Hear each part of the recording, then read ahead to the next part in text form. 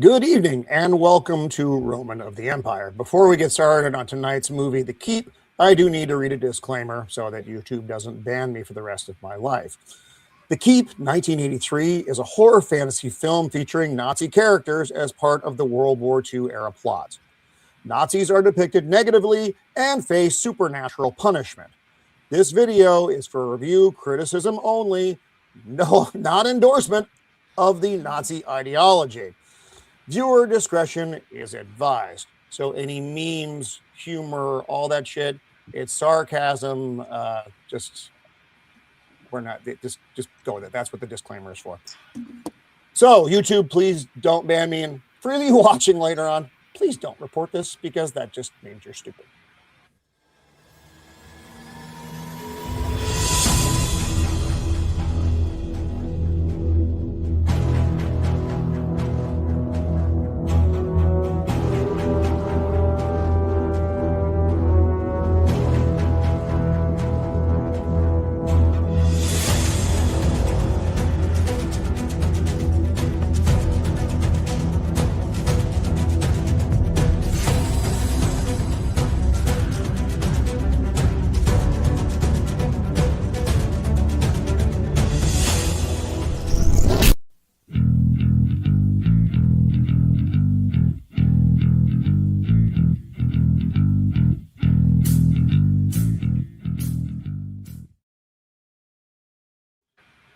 Greetings and welcome once again to Roman of the Empire. I am your host, Roman. Tonight we are talking about the 1983 World War II horror film, The Keep. It is a Michael Mann movie, though he would deny that. You do see a lot of Michael Mann elements in this movie, and it's really interesting to see the early, not quite together version of his filmmaking. But we'll get to all the bits and pieces of this movie. It's going to be a fun conversation about a movie featuring the soundtrack by Tangerine Dream. So we're going to go around, say hi to all the panel members, and then say hi to Jan Chat and dive on into this. And again, if you missed the disclaimer before the video, please watch it. Don't report this video because it means you're stupid. He is my partner on this channel. He is my wingman. He once stopped me from bombing the Dinu Pass in the Carpathian Mountains back in 1941 so that we could enjoy this movie. He is Shieldwall of Dragons. Welcome back, my friend. We missed you last week. Joker has been sending me sad memes all week saying, where's Shieldwall? What happened to Shieldwall? Why is Shieldwall? And here we are. So welcome back, buddy. Thanks for having me. If you listen to the soundtrack of this movie, I should have bombed the pass. Tangerine Dream did us no favors. No, they did not. But yeah, happy to be here. Glad to be back. And to get into this movie, yeah, we'll discuss it, but it has some glimmers of goodness, but I think there's more of a movie out there somewhere that's on the cutting room floor that would have made this better. But we'll go over it. And happy to be here and everybody on the panel. So, yeah. Right on, right on. Well, welcome back. He is the scourge of the Dark Knight, the nemesis of Gotham. He is Joker Voice. Welcome back, Joker. How are you? Do you think they could have used this movie as punishment in Arkham? They do. All right. That and this is why we're not allowed to run around with scissors. Every week, you know. After this week, we're much closer. You know to what? Even though going in. Even though I don't have a camera on, I still have the scissors, and I'm still here. And I will say, Tangerine Dream, good for high fantasy. 1940s Eastern Europe military, not so much. No. It was peculiar. It was peculiar. Jarring? And I'd say it's more jarring. We'll get into it. He is the meme master of the interwebs, using his power for good. No, that's just not right. Using his power for evil instead of good. He is Jacob Ironside. Welcome back, my friend. How are you this week? I'm well. I've put together some memes. Don't hate me. Disclaimer. Roman, you have to do the Dr. Evil thing. Evil? Evil? Using his, I've got it so entrenched in my brain, the good instead of evil, but I've got to work on it. I will. I mean, is it even evil? Like, he's just using his powers. Like, it could be interpreted good or evil depending on who you are. No, I don't go on the gray energy thing. It's either good or bad. Bad, Okay, for fine. instance, right now, bad. Albert Finney, bad. So you know, it is what it is. It is what it is. Books, games, or movies. She is armored up and ready to fight. She is Untamed Mando. Welcome back, Mando. How are you? Other than my camera only working like half the time, doing all right. This movie was one of those, like, it felt very 80s, but also I'm like, it could have been better. 80s. But It could have. but there were some elements in there. It was very, like, I feel like for that time period of movies, like, most of the horror movies are more like almost slashery, and I felt like this kind of was on the cusp of slashery. But that's just me. And also, it had Ian McKellen. That's all I cared about. I was like, I like him. For Ian McKellen, we will talk about his abuse on the set of this movie once we get in here. Poor Ian McKellen. He is the mystical musician whose powerful music has only killed one person we know of. Allegedly. He is our good friend Dempsey. Welcome back, sir. How are you this week? I'm actually sick as a dog. But that's okay because I want to hang out with you guys and talk about this movie. There's a lot to talk about. There's some good things and some bad things and some, like, really, really on the nose things and some Choices. Choices. They made decisions, and this is definitely a movie of all time.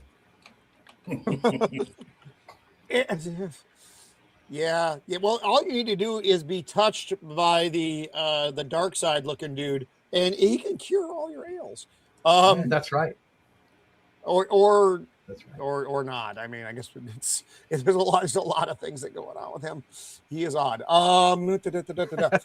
is the man who knows all the things about all the things. He is the terraforming. Fuck, I can't say this word. Toroidal. Toroidal.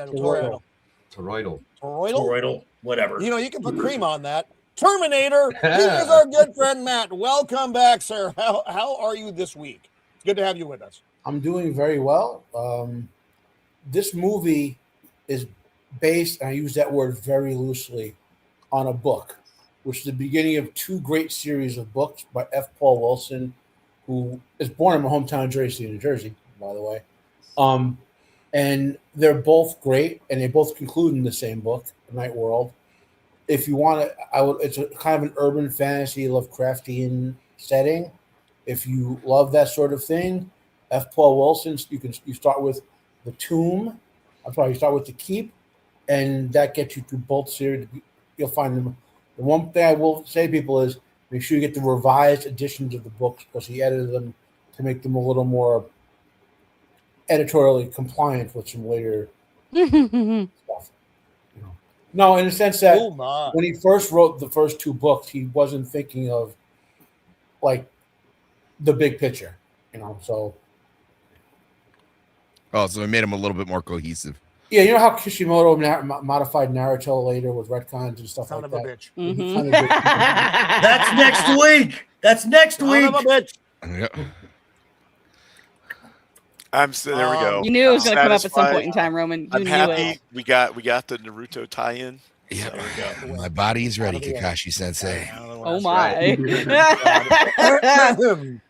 Sounds Oh, there's bloody. quite a few possible Naruto tie-ins. Quite Oh, a few. Jesus. fucking No, Christ. let's Oh, not talk yeah. about any of them. Oh, there's a ton actually.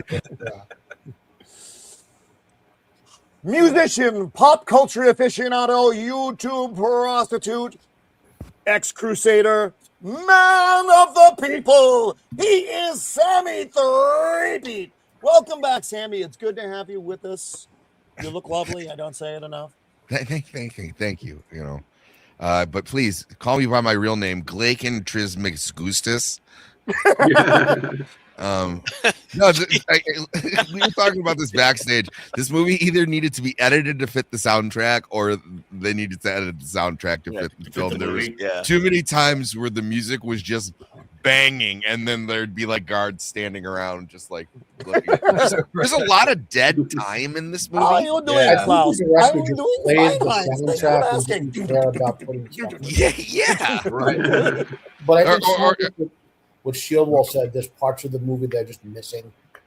Yeah. Right. Well, Right. it's also like Nazis versus Oscar Isaac's Apocalypse. Like Should we use the PC term Yahtzee instead, so that way we're less likely to get booted off? If we're gonna get hit, we're gonna get hit on this one. So you can, Oh, yeah. you can Yeah, use all the terms. It's there's no way you're not saying given it the so context to the much. movie, which is why I did the disclaimer before we did this. So again, if you're, Yeah. it is But- what it is, folks. yeah, my first thought, like in the very beginning, was like, wow, Ian McKellen's gonna get de-aged in this because his makeup was terrible, and his don't get used to that accent because it's gonna come and it's gonna go. It's gonna be all And Like Princess Leia.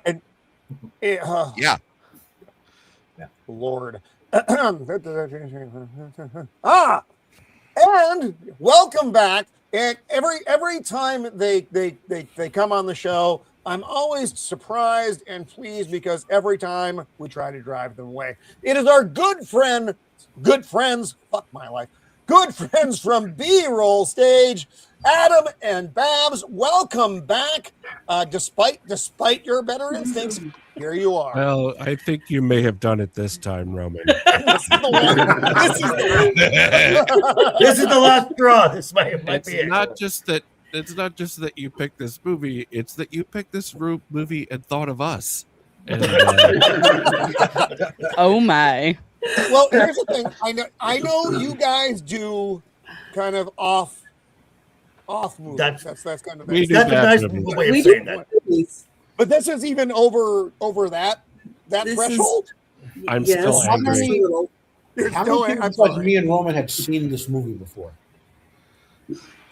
None Anyone of you else? had? I had I- never I- seen this I've never seen movie. I I thought saw that I this had, movie in but college, and I thought it was There you go. cool, and then that's why I'm glad I don't do drugs anymore. Yeah, I watched it when I was a kid. Doing drugs and is it's way different than when I was a kid. I thought I had seen it, but there was a different movie that If you it might have been called The Castle or something. I thought this was So- the gate. I'll be totally honest. I pitched it to Yeah. Babs as the gate. Yes, it's not. You know what? It's That's not. probably what I was No. thinking, Adam. That's No. probably exactly what I was thinking of. Thank No. you, Sammy. Don't It's do like- drugs. And the moral of the story: don't do drugs, kids. Not because they're bad, because they're fun. Because they're expensive. As I say perhaps to drugs. Yeah, Adam said, I go, I've never seen this movie. He goes, oh, it's okay. I've seen it.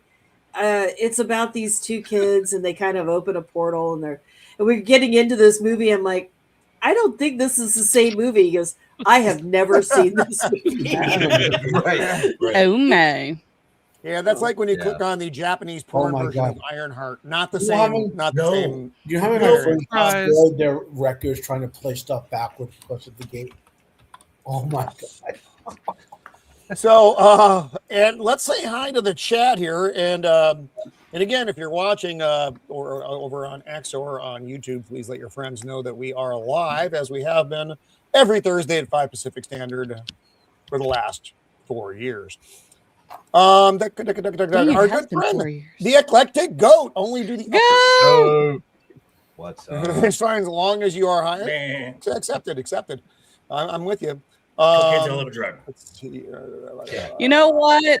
Caffeine is a drug that I have no problem being addicted to, and I I have no issues, and I plan to stop.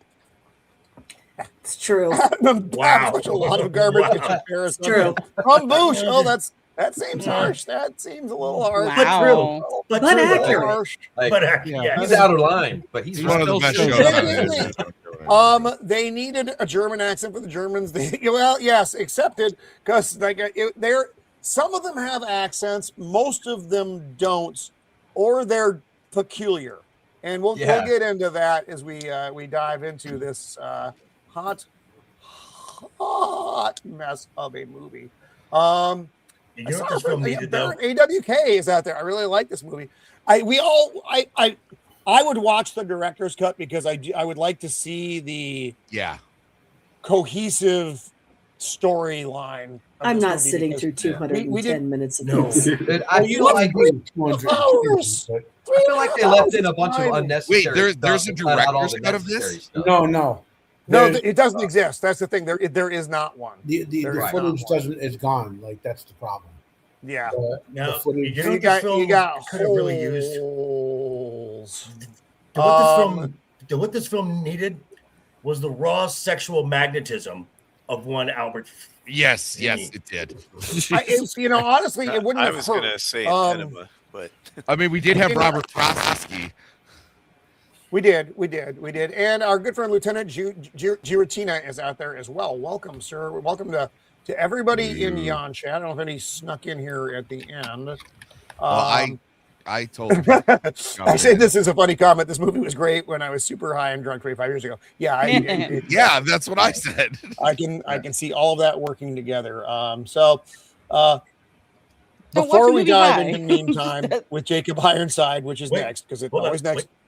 I do want you to remember, disclaimer. Bad. We are talking about Nazi stuff tonight. We are going to be making jokes.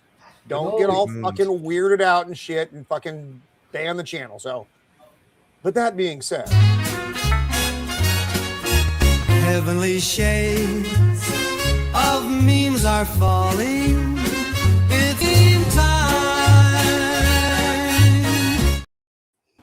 It is the Meantime, brought to you by Jacob Ironside. And remember, Eraserheads. It's a World War II movie, folks. That's just part of the experience. So, Yes, please be reminded this takes place during World War II. And who are we fighting during World War II? The Democrats. The Democrats. By Nazis getting taken out, you got a problem. Yes. I feel like this movie is what Nick Fuentes sees when he shuts his eyes. Yeah. This is the movie that memes. And here we are. We are in the memes. We are in the mix here, folks. What is Jacob done? That looks like the bisexual and will we flag. go to jail? Did you do the bisexual rainbow flag in the background? No, that is the poster for the movie. Dang. Okay.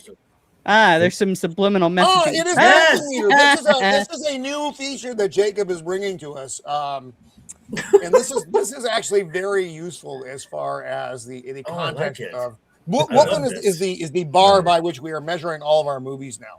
So you have awful, bad, mediocre, good, great, and classic. As far as my take on this, I would. It's so hard. Is there something below awful? I would put it in the mediocre category. Yeah. Easy. There are movies we see which are worse and are way better, but this isn't even close to the worst movie I've ever seen. Not even close. No, we've done way worse over here. Yeah, come on. absolutely. I'd put it right on the edge of Rio. Welcome. Good to see you out there. Yeah, I'd say this is squarely mediocre. Okay. Yeah. Oh, this is absolutely tipping past awful for me. Wow. Yeah, it was. Wow. And wow, and that's don't be pulling your shit, goat. Stop pulling that shit. And that's saying something from Babs, because I've seen the movies that they watch, and Yeah, we've watched some stinkers. Yeah, but they have a good professionals. time doing it. That's the thing. When you're on B-sides, Have you watched I Halloween know. 4 or 5? Okay, she's out of her fucking mind. I love you to death. You're one of my good friends, but you're fucking wrong. It's a Wonderful Life is not a bad movie. Goat, I think you just do this to rage bait people. I think that's what you're doing. Here's I'm so confused. here's I the don't even know what to do with that. Here's the real method you No, use. you're like my friend who pretends like he's never heard the Beatles. It was like I can get not liking them. Everyone knows who the Beatles are. Who? Yeah, that's a peculiar one. That is peculiar. It's Carol from Accounting. Here's the real method for this movie or any movie. If you are for those of us that are old enough, if you rented this from Blockbuster, would you finish the movie or would you just eject the tape and turn it back in? Eject Eject the tape and turn it back. I would eject it without rewinding. I couldn't drive at the time, so I You always rewind. You always rewind. No. Doesn't matter if the movie's good or not. No. I will They not have be the- kind. I will not rewind. Yeah, they have the rewind machine anyway. Remember those? That's true. They have Yes. the rewind machine. Yeah. I actually watched this movie twice in preparation for this show. And, I'm still going with the mediocre. And I know it wasn't easy, particularly the end, which is the end is awful. The majority of the movie is mediocre. So I guess that would actually put it in the bad. Oh, you mean when Galen Trismegistus or whatever the hell his name, he gets really, really thick neck muscles, and then I don't understand the thick neck. We'll get to the thick neck. We'll get to the thick neck. We still got memes, folks. There we go. We still got memes. We still got memes. Nice. So it's taco night at the Keep. Did you know? What's the taco? Well, That's the accent. Then this must be on a Saturday then, because it's always taco night on Saturday. Yeah. In Arkham. Oh, that's not that kind of taco. It's Saturday is for Spatzel. Oh boy.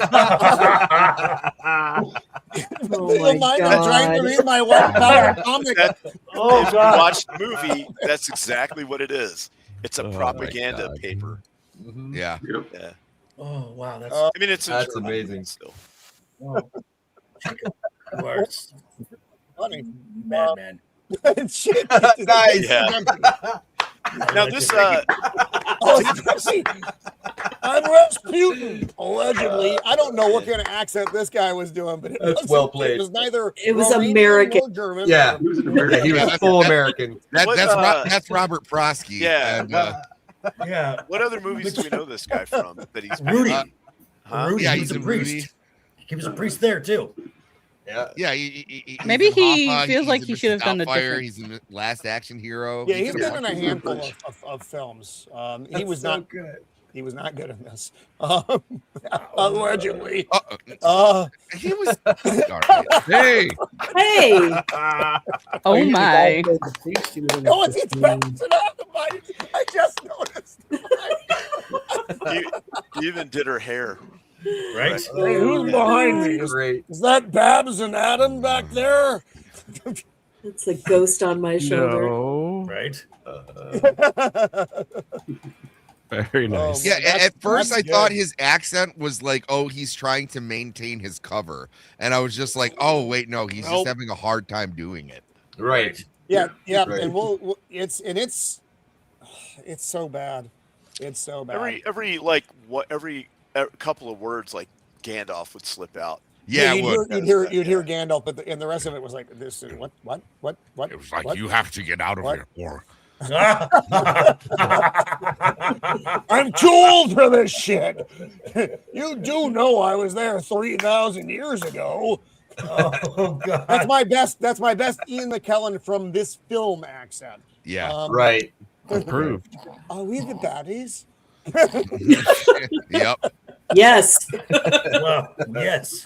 From a certain point of view. Are we baddies? Shut up. Shut up. We don't know if we're the baddies or not. They haven't told us yet. Oh my god.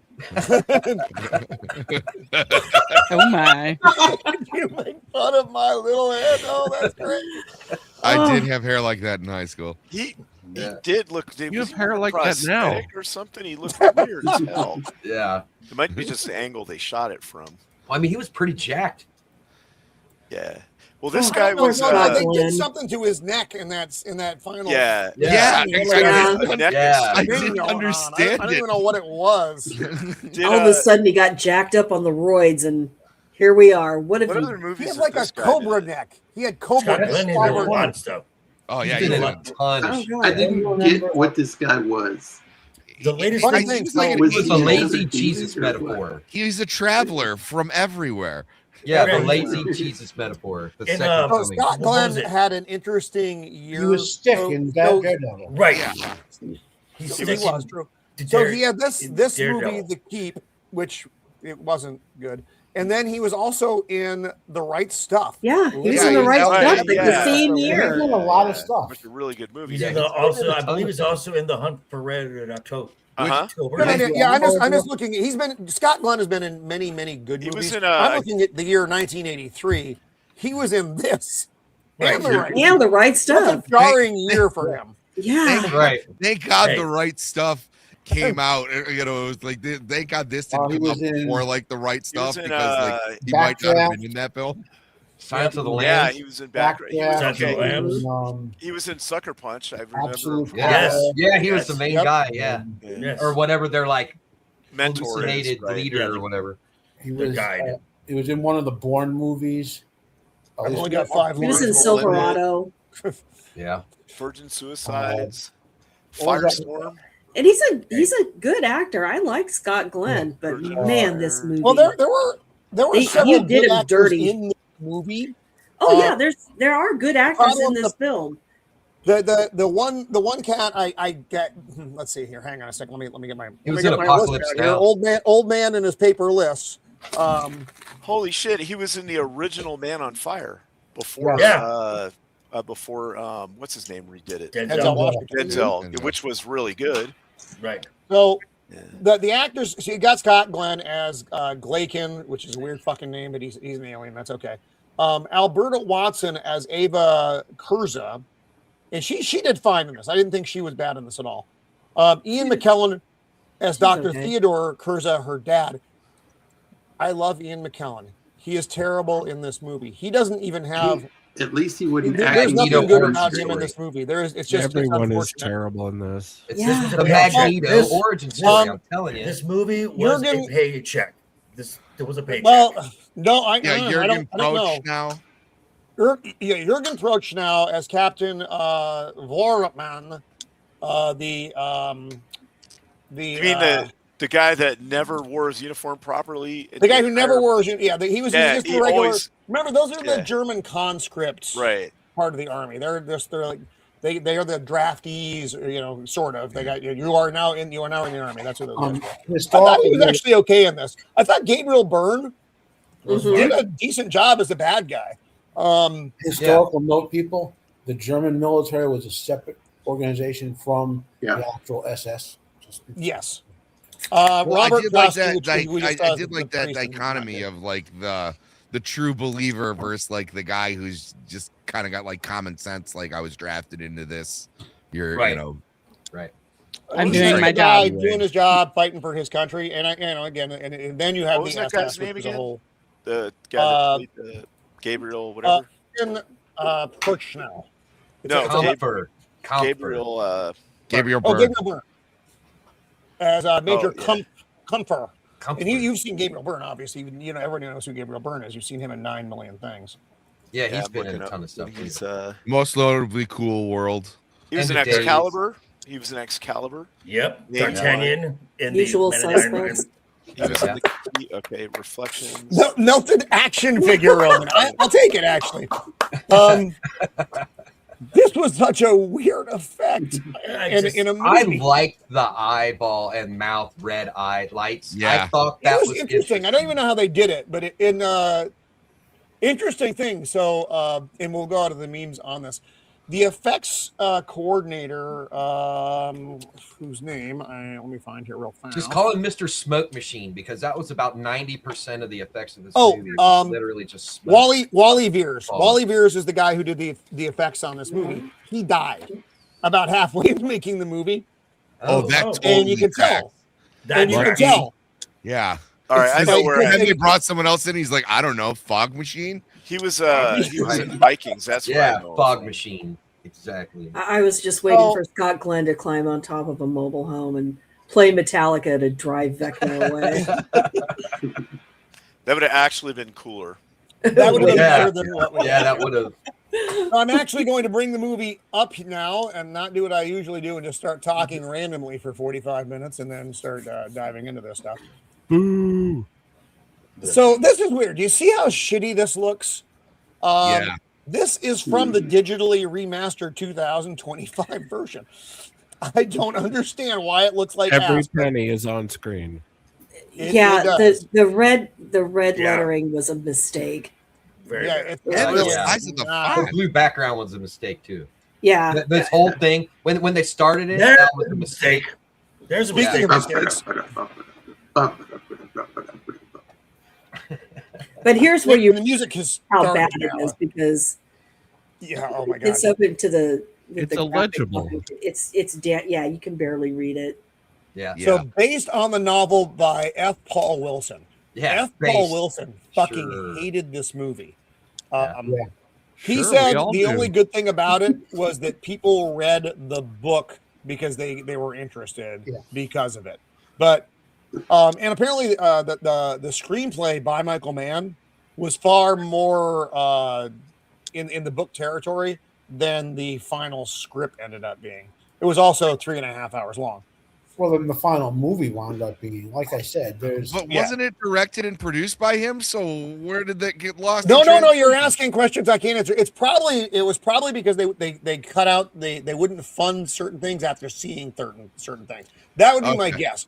Because the movie, the production studio, and I don't remember which studio actually owns this, yanked because they were that battle at the end, which we'll get to, which is not very exciting and very poorly done, was supposed to be very elaborate. But they wouldn't fund it. They were like, fuck off, get some red crayon, make it work, and get that flashlight thing. That was the intent.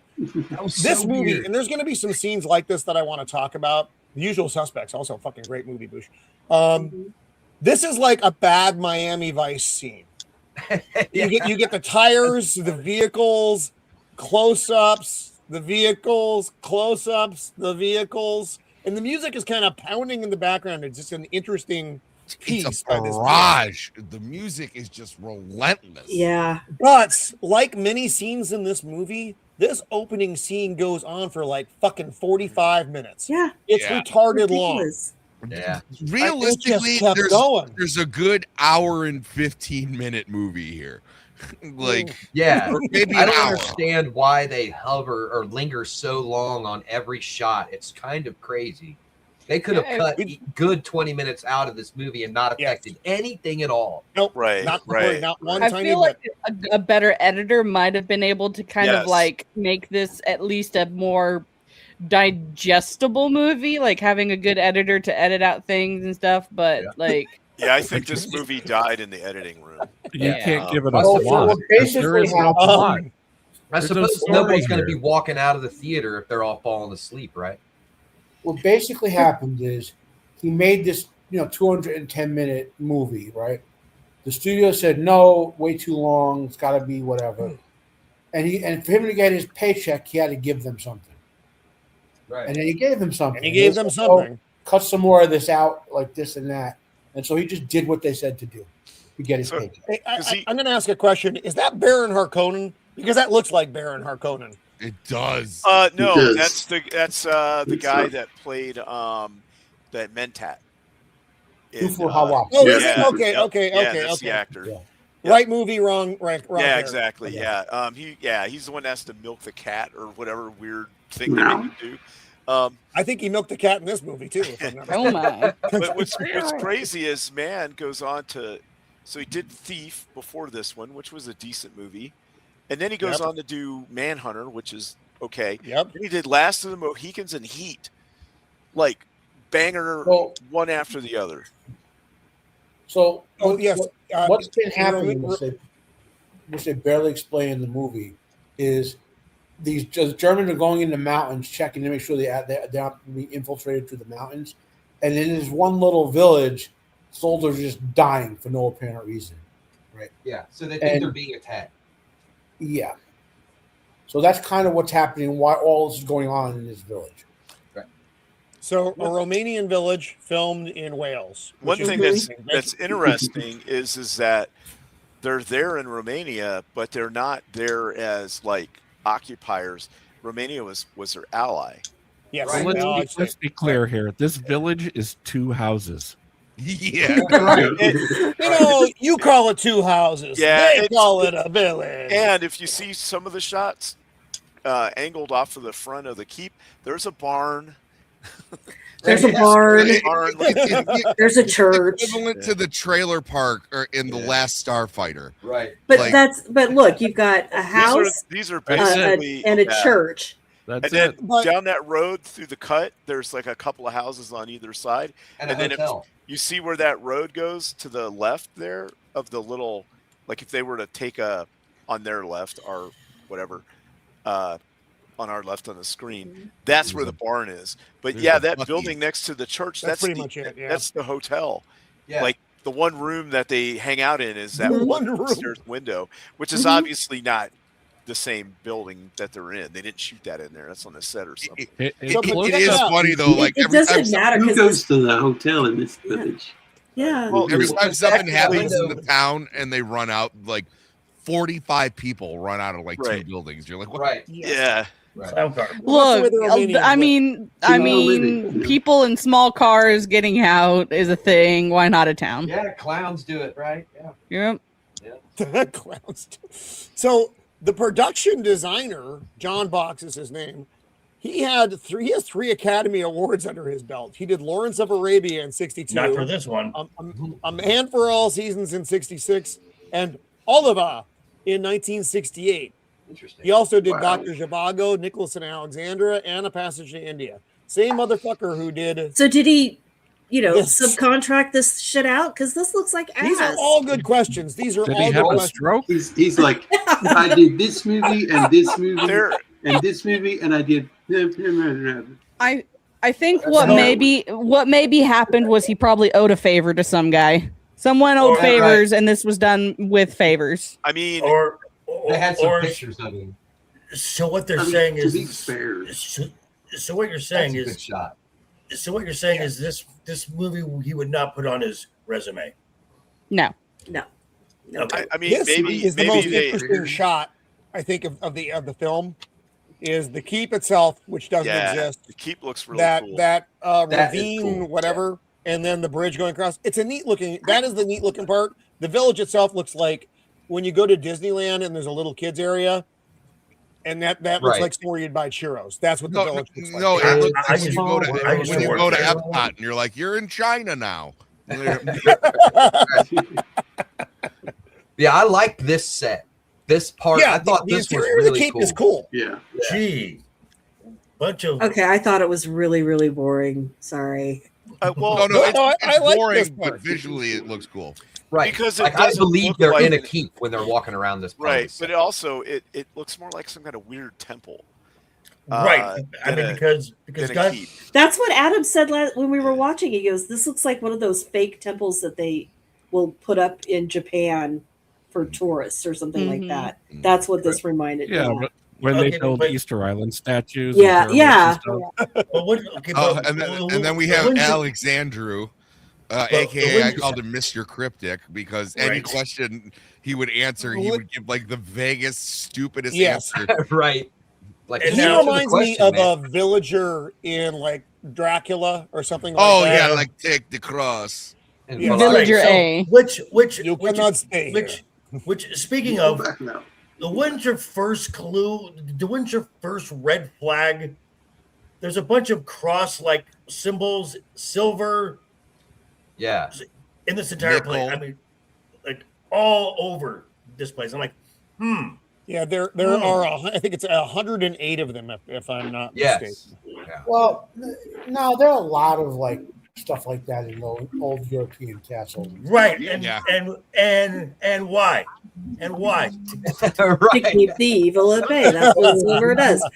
Does anybody, Joker, do you recognize the guy? He's Elvira's creepy uncle. Yes. Oh wow. I can't remember his real name. And he's kept away. He's done a lot of other stuff other than Elvira, I know, but Right. But then he did this. Or did he do this first? This is 83. When was the Elvira movie? That was later, wasn't it? It was later. Mm-hmm. Yeah. So he did this first, and they're having a conversation, and they're like, he's like, we're staying the night here. He's like, no one stays the night here. I was like, of course not. It looks like a terrible place to sleep. Right. Like, It looks drafty, kind of Yeah. a little bit. A little haunted, a little cursed, Tuberculosis, maybe. AIDS. Did the silver crosses tip you off? There you go. Syphilis, That's the They're priest nickel. he's doing priest stuff. This scene didn't make any sense. This was an odd scene too. So all the guards are coming. The soldiers are coming in. The old guy says no one's ever died here. Well, how come people do not stay here? Bad dreams. Reason all right. no one stays there is because you literally have your life force drained by the entity trying to stay alive. Right.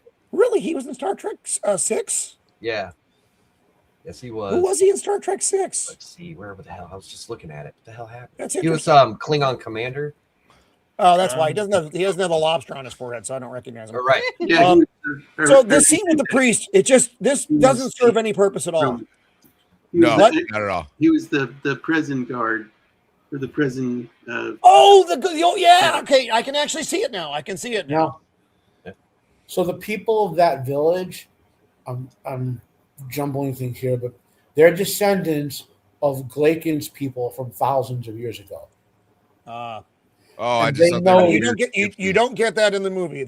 Not at all. I'm just gonna drop plot points and you kind of get an idea of what's supposed to be going on as opposed to what this movie decided to ignore. So the priest is doing his thing here. He's saying a prayer, wanders off, has a cigarette, and that's it. That's the scene. That scene serves no purpose. Right. Zero. Nothing. Yep. Zip. Doesn't show us anything. Doesn't do anything. Doesn't give any new information at all. Doesn't explain But anything. That's the whole no movie is reason. don't stay here. Don't do this. Don't touch the crosses. And everybody does Not everything staying they're in the told not to do. it's not don't show tell. It's don't show or tell. Right. Just have a really long shot with Tangerine Dream right in your ear. Yeah. The music And the that only does not interesting fit. the only interesting dialogue you get here is from Captain Warman. He's like, this place is not the fortress, it's built backwards to keep something in. Yeah. Mhm. Oh, okay, and yet you still chose to stay there. But he's right. understanding from the architecture, this isn't a fortress, it's a prison.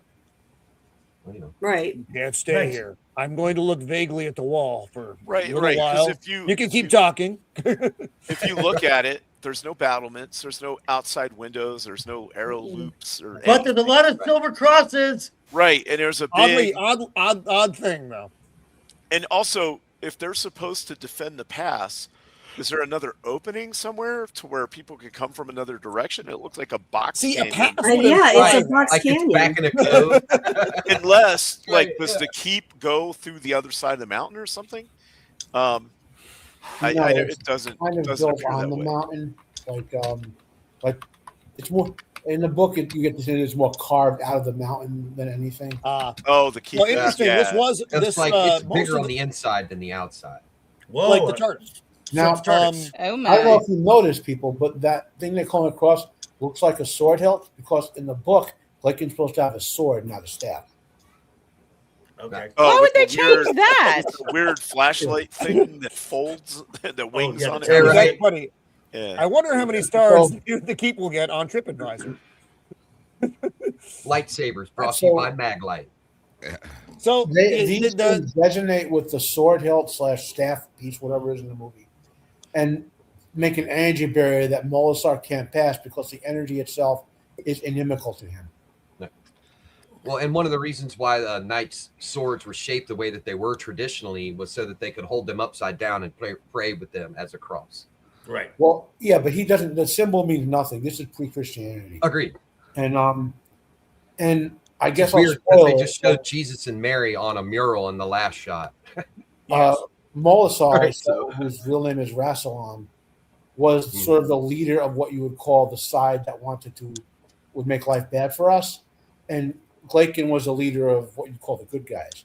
And Rassilon was a very powerful sorcerer, Glaken a very powerful warrior. So the ally gave him that sword and power source to be able to kill him, but as long as Rassilon was immortal, so was Glaken, and Glaken didn't want to die. So that's why he imprisoned him. Yeah. His selfish choices caused all these people to die. Yeah. Oh, do not touch the crosses.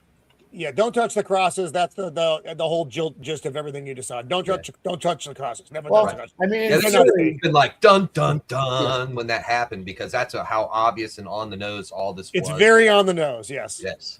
And then Oh, go ahead.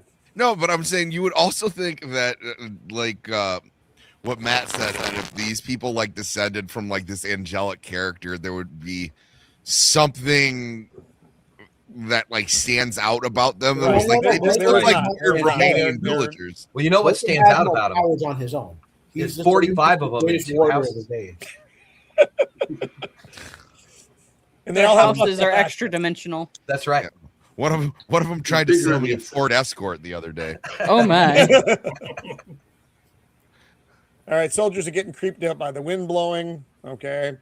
That's the thing. Like, if I was ever if I was ever in any one of these settings, like if I was ever in, like Indiana Jones or like any kind of thing that has anything that happens like this, where just wind comes out of nowhere when you're in an enclosed room, I would get the heck out of there immediately. It's like, I feel a draft. I'm in an enclosed space.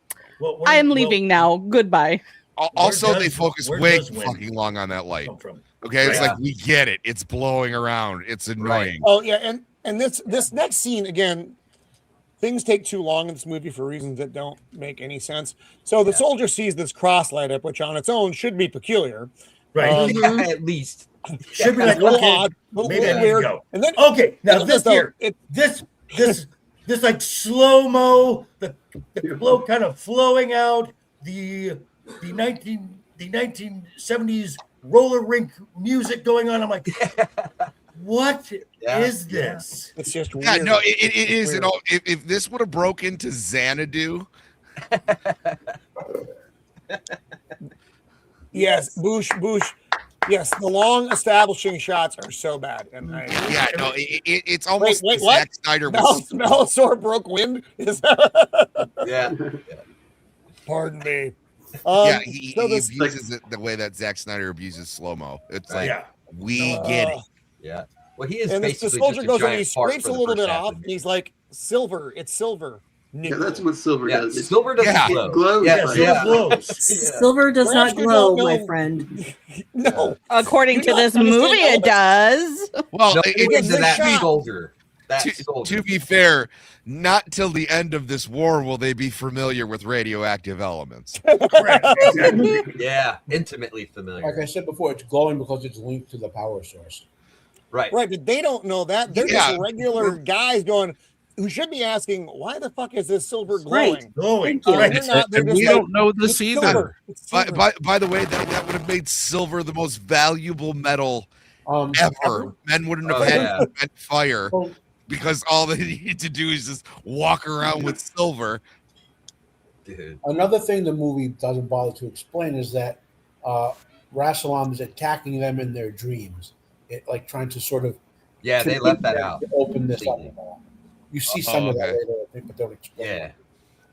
Well, you also, because I watched it with subtitles on. It was like they allude to things are happening in their dreams and people are starting to get weakened, but you see none of it. Like there's plenty of none of it. There's plenty of things that you could have done where like a soldier's like nodding off, or like he lets his gun drop because like he's too weak to carry it, or like you could have, instead of just focusing on making this sequence 5 minutes long when it didn't have to be. Like if you would have showed little things like that, you would have had more of an organic story here, and you just don't do it. Michael Mann once described this film as a fairy tale story for grown-ups. fairy tales have the power of dream. From the outside, I decided to stylize the art direction and photography extensively, but use realistic characterization and dialogue. You know, I'll level with them. I've had plenty of dreams where I don't know what the fuck is going on. So, well, that's this movie, my friend. That is this. None of my dreams feature Tangerine Dream. Yeah. No. Oh Lord, that would be awful. For now. Dun dun dun. So they get that big rock out with the silver cross, and there's a little passageway inside it is another rock with a silver cross in it. This is where things start to go wrong, and they go wrong rapidly. And once we get there, I want to talk about this. So we'll get through this scene, which was kind of interesting. We'll call him Heinz because I don't know his name. So he's going after the other rock, and it just kind of falls into this big open cavern. Yeah, under the makes no sense. Huge. And again, bigger than the village. And like I said, they spend so much time on this establishing shot that is just okay. Yeah. I mean, that's a pretty good bet. So this is an interesting shot though, because he's looking through that small little carve out where the stone was, and the camera just backs away and keeps backing away. Yeah, backs away. You're It's like, like holy it shit, feels like they're that's backing huge. away like a mile. Yeah, where are the foundations of this building? I really like that shot, like because it shows just how big it is on the inside. Well, but it took forever to get there. Man. Yeah. And where is that? Is that under them? Is that in the yeah. It's like a giant cavern underneath the keep. Yeah. Right. And so the keep is actually like built onto the opening of the cavern. Right. Yeah. Like that's way bigger than the village. This looked cool. I agree. This looked cool.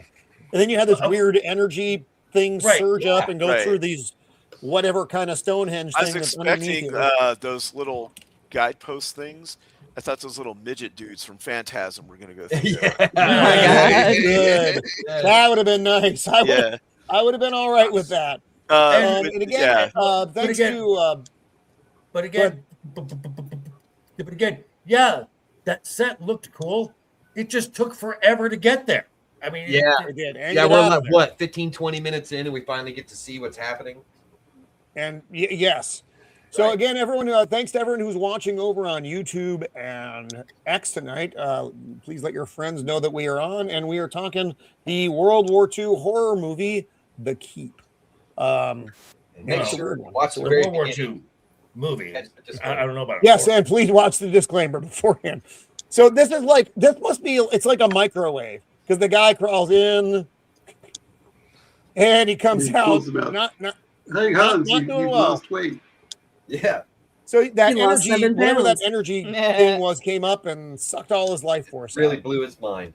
Yeah. This is where I start having a problem with the movie. I didn't even really have a problem up to this point. It was long. The opening shots take fucking forever. I got it. The effects are still kind of interesting. The set for the keep itself is interesting. The village looks like somewhere that the Lollipop Guild would be somewhere in Hollywood, right? Like somewhere, but I don't know, like the this animatronic goes crazy version of an quick. actual. You see the light, and now we're. Yeah. You see more shit comes out and his head explodes. Okay, cool. Mm-hmm. Yep. The German now they soldiers just are kind of running shot- around. Yeah, and they just start for no shooting reason. at nothing. Right. Well, clearly you haven't. This is like how they the forgot military to is add trained. something You on know? Also, there's no follow-up with this. Like, there, so they're No. shooting after the shooting Right. stuff. They're like, "Hey, This is what happened to class?" yes. This is why I This think is one of the gap spots. for me. right. It's a gap. Exactly. I think We have something else this- happened. There Yes. was like monster Had floating to. around or something they were shooting at, and then, but they were just like, yeah, we have to shoot us with stuff. But not even like a chance, where they're examining the body, like Nope. what the fuck happened to this guy? Yeah, right. All you get And is they're just like, energy all goes right, back into business the as hole. usual. Right. Yeah, they bring him up in a throwaway line like 10 minutes later. Yeah. Mhm. Yes. So this is Glaken, played by Scott Glenn. You don't know who he is at this point, or pretty much for the rest of the movie. He's just a guy waking up with glowy eyes. There's some kind of snow stuff in the room, which I'm assuming is some kind of energy. I don't know. Asbestos. Don't explain it. Cocaine. Um, That's his entire species is fueled by cocaine. Woof. I mean, so he grabs his clever satchel with a box in it that you don't know what it is. And what's then in the box? Soul. Actually, it would have been better if it were a human head. So now he's contracting a boat. This is another scene that takes like 7 years. And there's words on the screen. He's in Greece right now. He's somewhere in Greece. Okay, so this is how poorly shot this was.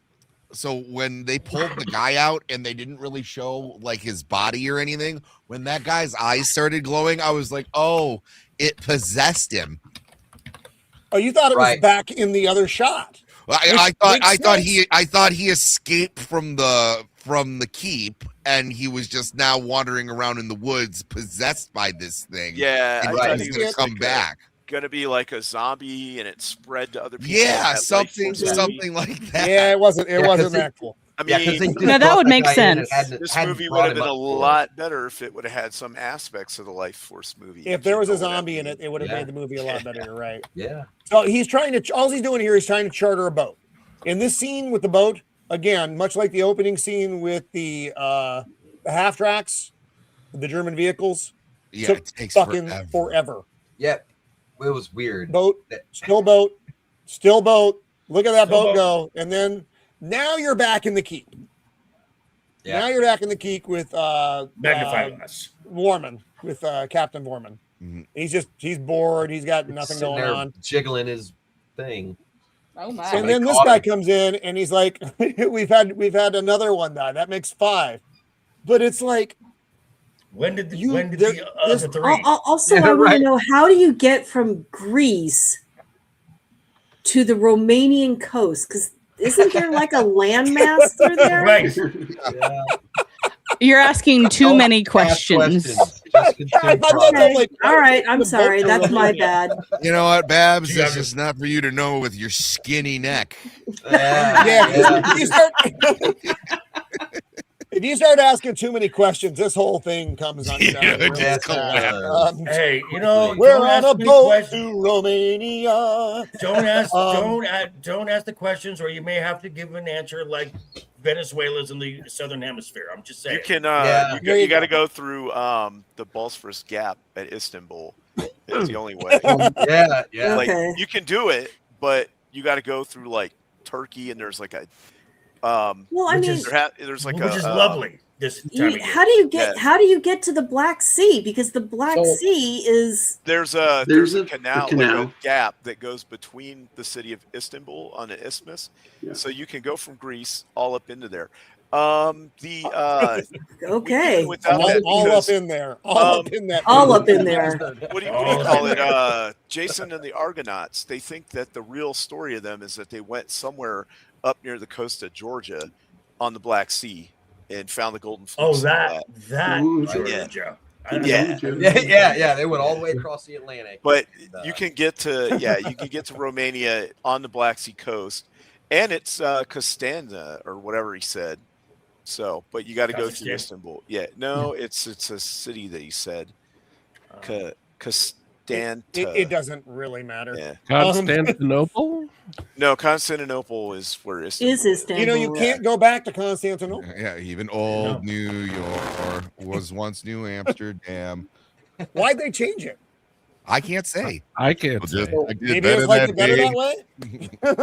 Sorry, we went into They Might Be Giants in case you're not familiar. So German soldier also tells Captain Warman, also, none of our communications have come back from the radio transmissions you'll send out to get us the fuck out of here. I know nothing. Then, of course, they hear vehicles coming in. And oddly enough, it's the SS, so nothing good is going to happen. The SS gets out. They start doing SS shit. They round up the 45 villagers. It's Secret Santa. Secret Santas. Yes,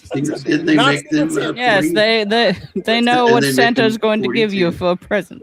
That's right. They make the villagers number to 42, which is everything. That's true. Yes, the village does decrease in size. So Everyone gets a gold star. That's right. Oh my! Gosh, Is that why they Gabriel gave us all Byrne- gold stars when we were in elementary school? Now I'm No, questioning different things. reasons, different reasons. I know what he says. This is Major Kampfer of the SS. He's he was a major. He's taking over the situation. Major Kampfer. So they immediately start killing the villagers because they think the villagers are partisans who are killing the German soldiers. Because the villagers look so capable. No, exactly. It's like they wouldn't know what to do with a stick. And Vorman runs out. He's like, "Stop! There are no partisans. Stop!" And they have a disagreement about the way things are being managed. Yeah. Which you do not have with the SS. You don't disagree with them. So I guess one message got through. Yeah, because they really did. They just didn't bother replying. Because what would have happened is they would have said, "Yeah, we're sending the SS in to relieve you," and he probably would have said, "We are fucking leaving now. Let's get out of here." Yeah, I would have left the going to go minute badly. that one of my soldiers had his head blown off. Right. Mystically, you know. Now, Also, also, in the Afghan War, when the that's German- terrible. Oh, those Yeah. look boss. I understood that reference. And if you don't know, yes, the Nazi uniforms were designed by Boss. Hugo Boss. Still fashion line, folks. Still fashion line. Mm-hmm. I want to ask something. So, when the Romanian grabs Mr. Gabriel Byrne, would that even have? From my understanding, he would not have lived past that. That would be like correct. The last action. Yeah, no, that would have been done. So yeah. But the script needs the plot to happen. I thought that immediately. He wheels himself into it with his little golf cart into the. Yeah, that's kind of a peculiar thing. Really, I didn't think the door looked that big, but I mean, that's a pretty cool set. I don't know. It is. That's an interesting set. Yeah. So this actually is a real book. Where is it here? I have it in my notes. Your notes. 9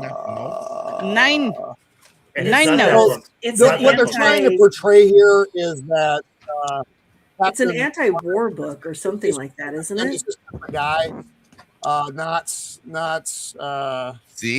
the psychopath SS. I can't see. Just call him by the actor's name. It's easier. Yeah, that's actually true. Is it though? Is it? Well, except for Jürgen Prochnow's name for some people, I guess, right? I cannot. I'll probably just say that guy, or just. It's not that I can't say it. I can't say it. Where is the stupid book that this thing? The fact that you can't say can't. Oh, here it is. Here it is. You should be able to say. Yes. I can't pronounce this either though. Soldat Jochen by German author Jörg von der It's an anti-war novel. That's what the captain studio. is reading that the major discovers, and he's like, you're weak. You're a weak man. Obviously, wife and child. Pretty barren quarters.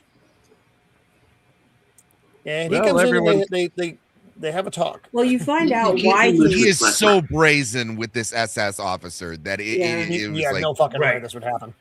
Right. Well, what rank is that guy on the left supposed to be?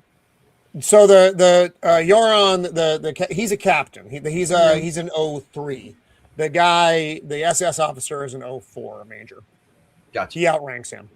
You do find out major later on why he's reading the anti-war book. It's because, and this was like the one small little interesting detail that I found was because when he's talking to Ian McKellen later, he's saying, "Oh, your son fought anti-fascists in Spain. Yes. We would have been fighting on the same side." Right. Because he was also anti-fascist, and then they lost, and so he still got moved up in the army. Wait, they were Antifa? Mm-hmm. No, like Not quite real the same. Antifa. No, Those Yeah. were Yeah. proto Yeah. Antifa, Not- the not real the- things. Yeah, Not the not kids out. lesbians cosplaying in Black Bloc right Yeah. now. Right. Basically. The Yeah. Spanish Black Civil mask War commies. had Right. it had the Republicans versus Mhm. the basically the fascist government as the Germans back. It's so ridiculous. I hate when people try to like bring your European like political ideologies like to make them match what's going on to America. It was like, no, America is nothing like the Germany in 1940. Okay, Not true. sorry, Very close. Well, we're not socialists. it is nothing. That has nothing to do with anything. You just think certain words have stay power, and they do, so it's effective. Right. Okay, go to Europe. They consider us all Nazis. Okay, they're way more to the left than we are. Indeed. So one of the soldier comes in. They found another part of another one of their soldiers. Yeah. Yeah. Again, this is an interesting effect. It's too bad the effects coordinator died halfway through the movie, Right. because otherwise Also a too lot of bad this that stuff they probably would have made more sense. Zoomed out. They don't zoom in or Right. zoom out to show what the dude actually looks No, like. just a lot of close-ups. So they bring in the guy who isn't Baron Harkonnen, and they try to have, they wanted to translate this because they think it's Romanian. It's not Romanian, and some other, it looks like Romanian, but ain't Romanian. Right. It's like And Sumerian. the Could it be priest Asian? yells That's out, That's a dead language. yeah, but they don't, Right. or does the priest know that? He may know that. He knows that Ian McKellen, Theodore Kurza, the doctor who is from the village, can Because he has translate it seen- because he studied all this shit. Because he has seen Except, things. He has seen but things. bump. He's not in whatever village he's supposed to be in. And they're like, well, where is he? He's like, well, he's wherever you put the Jews, asshole. Mhm, yeah. Right. Right. Which he definitely would have let that guy say to his face. Right. Exactly. Yeah, again, this went a lot smoother than it. Yeah. The people are getting a lot of grace. A lot of leeway here. So this is more on the way to a camp than at a camp. They are still, this is like a way station that they're staying, they're stuck at. And why in didn't he the interim? And why didn't he just raise his hand and bend and the gates? I mean, come on now. Again, he is Magneto. This is pre-Magneto. Yeah. And Magneto this is kind of an interesting conversation that happens here, though. It seems like before everybody really understands. Oh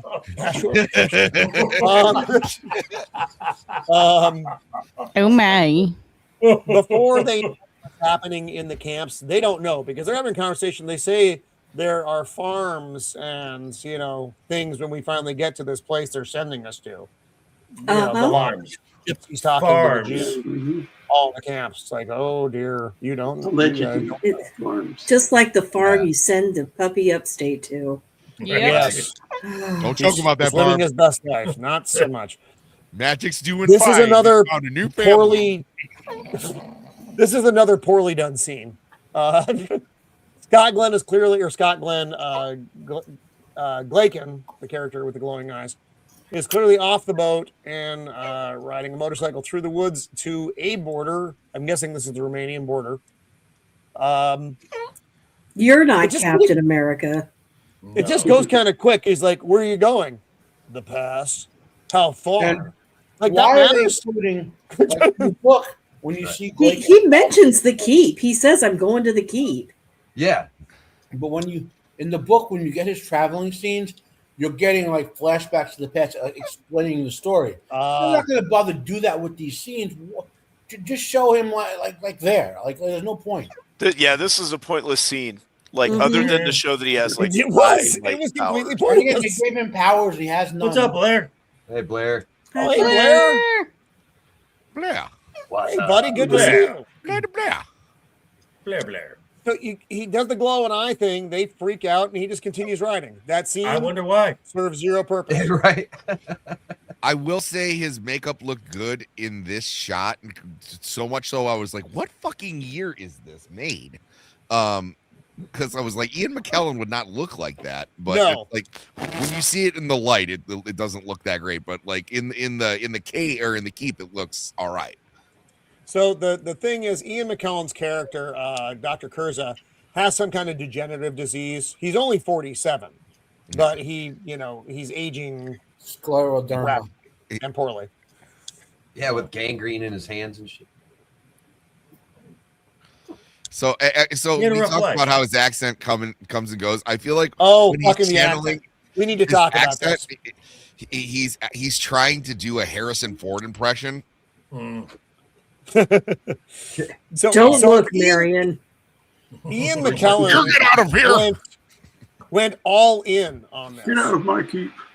He went to Romania to learn how to get a Romanian accent, so he could emulate the Romanian accent. Because he's an actual actor. Michael Mann, and I'm going to read this because it's so fucked up. It made me hate Michael Mann for at least a little bit. Sir Ian McKellen called this his worst movie-making experience, explaining, Michael Mann said to me, "You're playing this Romanian." So I went to Romania to scout it out, and I learned how to speak with a Romanian accent. Then on the first day of shooting, Michael told me he wanted me to speak with a Chicago accent. Well, I couldn't do that, and it got worse from there. Wow. The Bears. Romanian, Chicago. Fuck. The crossover's there. It's got to be there. Yeah.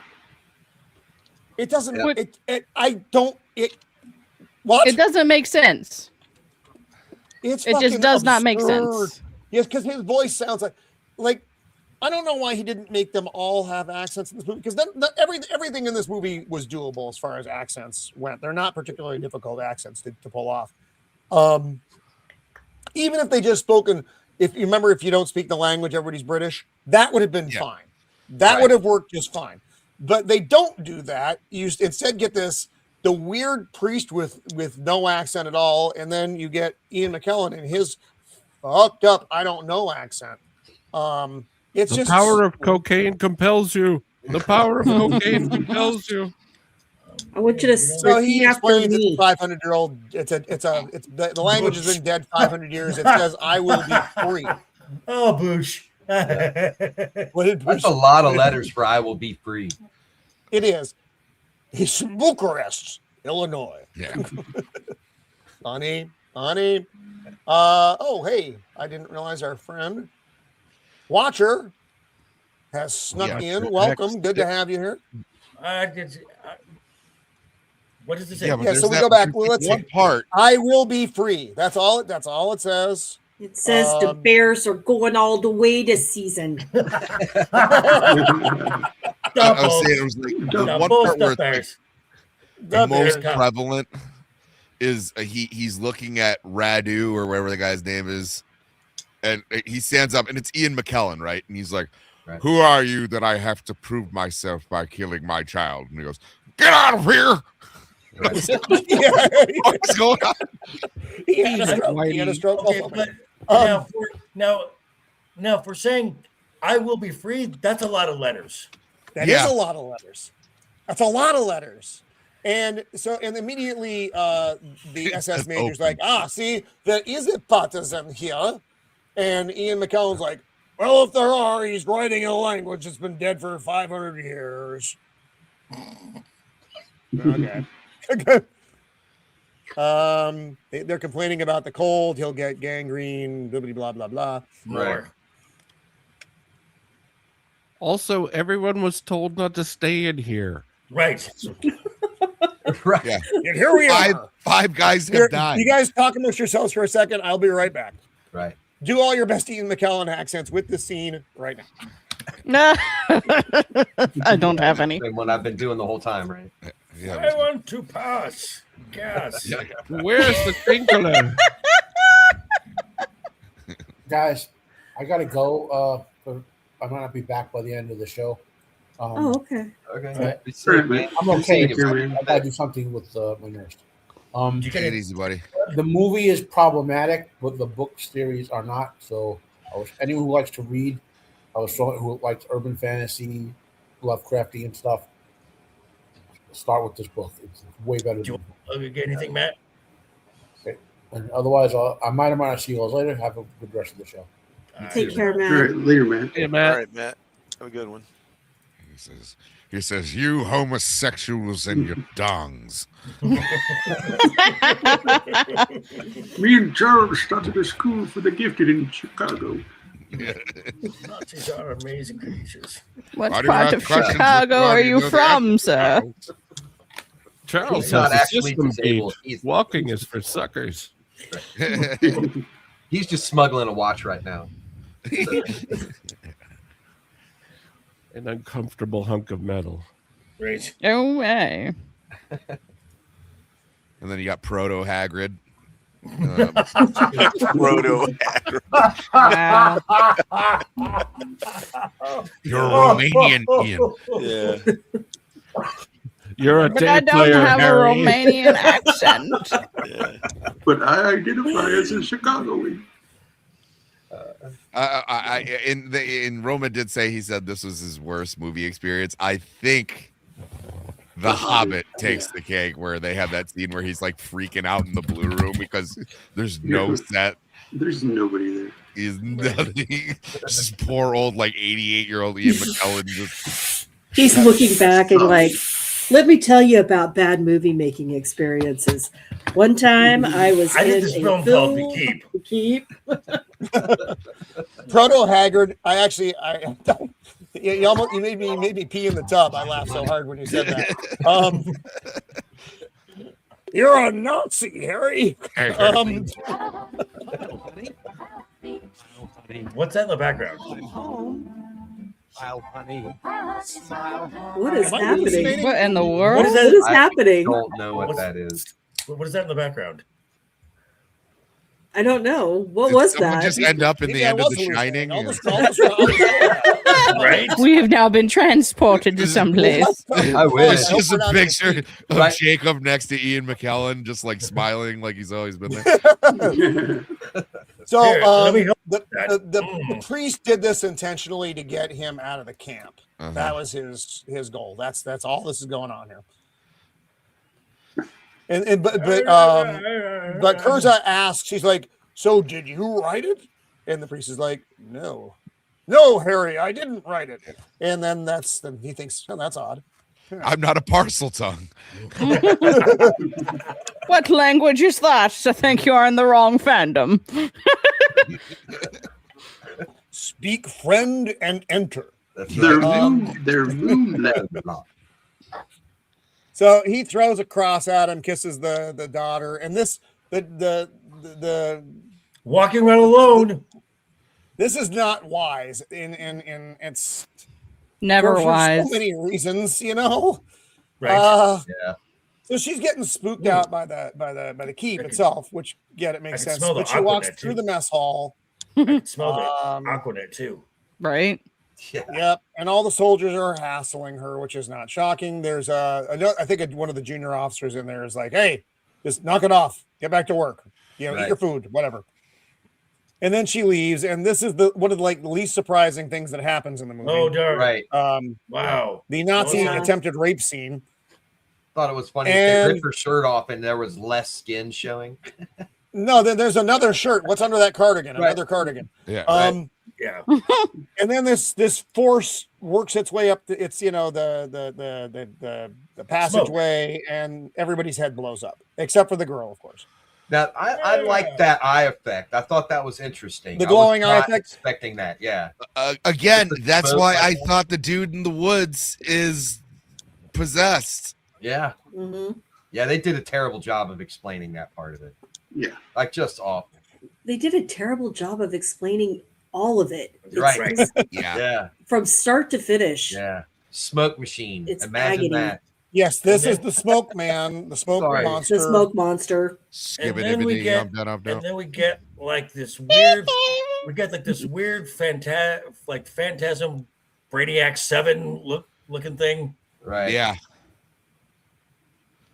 It's and the way the only thing I can surmise from this is our first time seeing the creature is that the more life energy the creature absorbs, the more he physically transforms into, a being. Well, I guess. Well, I think it's because the I like that shot. I think it's because they dislodged a stone. So now he's out, and now he's absorbing energy at a much more rapid pace. Right. Parasite. More direct. Well, and also, so here he's amorphous, like no neck. Right. When we see him like close to his final form, very thick neck. Oh yeah. He works out. Yeah, he's thick. That'll be Who are you? What have you done with my daughter? Give me my daughter, fart. Interesting. And so he's got a glowy brain, Yeah. glowy eyes.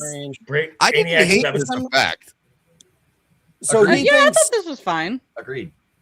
I don't know. I don't really have a problem with this. Now the dialogue here is strange, clunky, weird, clunky. Yeah, clunky. That's a you are collaborating. I was looking for an ally, and you were collaborating with them. I believe he says something like that. Mm-hmm.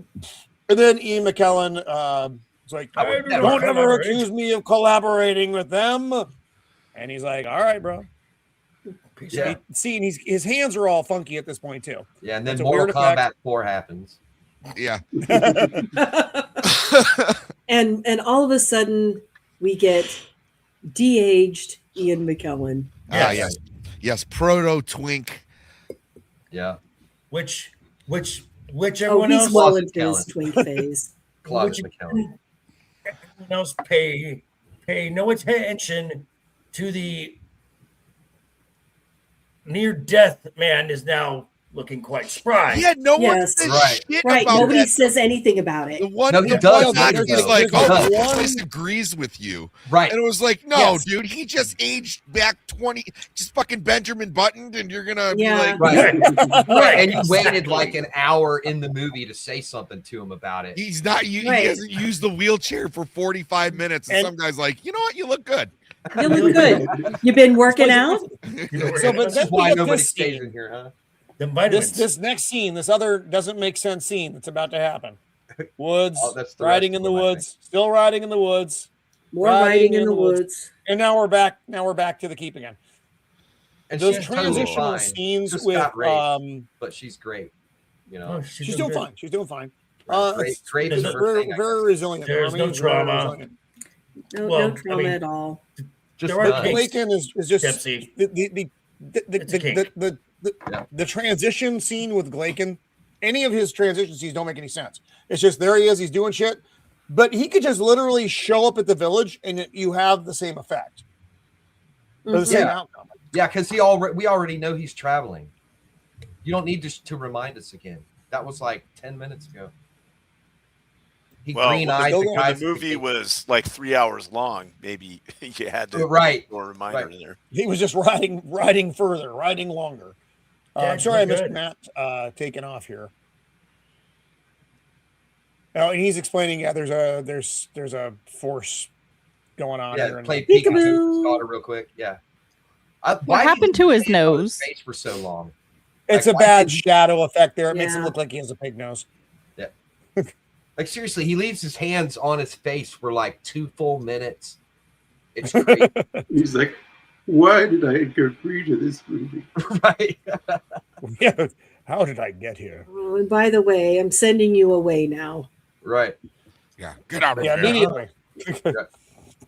Go meet a man. Get 2 minutes. Get your things. You're going to stay in the hotel. That's what he says there. He's like, go meet a man.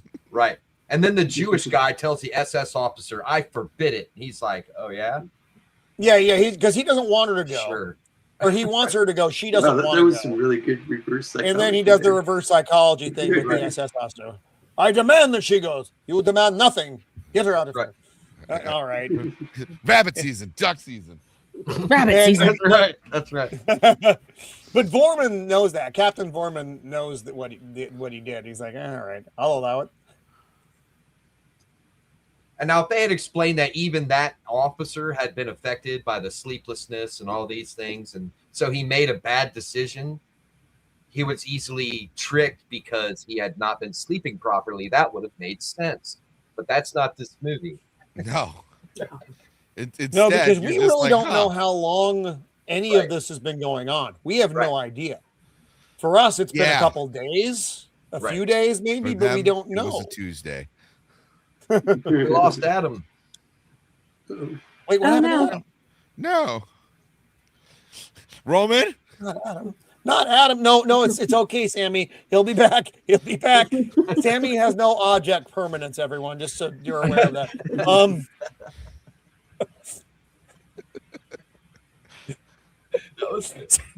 So Ian McKellen, keep an eye out, Shieldwall, if you would, please. Yeah, I am. Although I'm just like, yeah.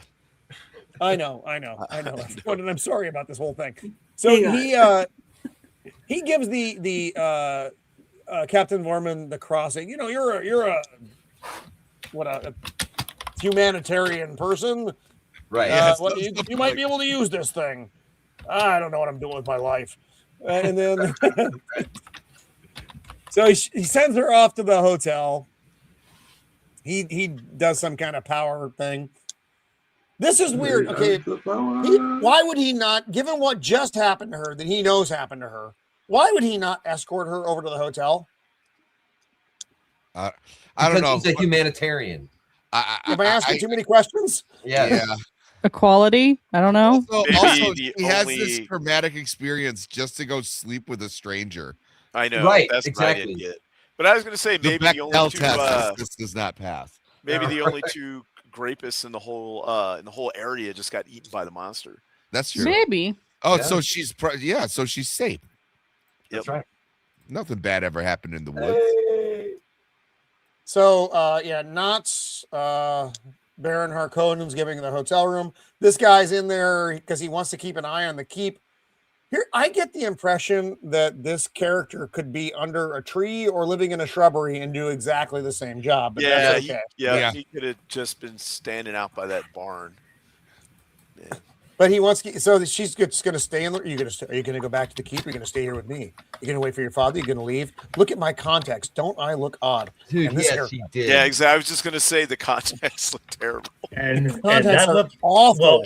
We'll go back to her. Which one? The girl? No, the girl. Yeah, that one. That one. That looks like I so want to bone him.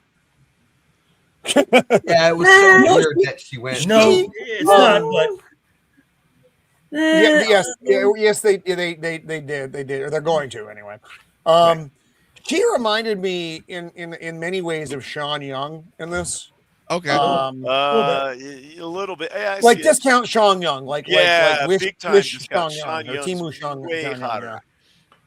I was gonna say she kind of reminds me of the mom in Karate Kid, but I feel like most of the moms in the Karate Kid for that time period looked very similar. She's like, Galen, take those glasses off.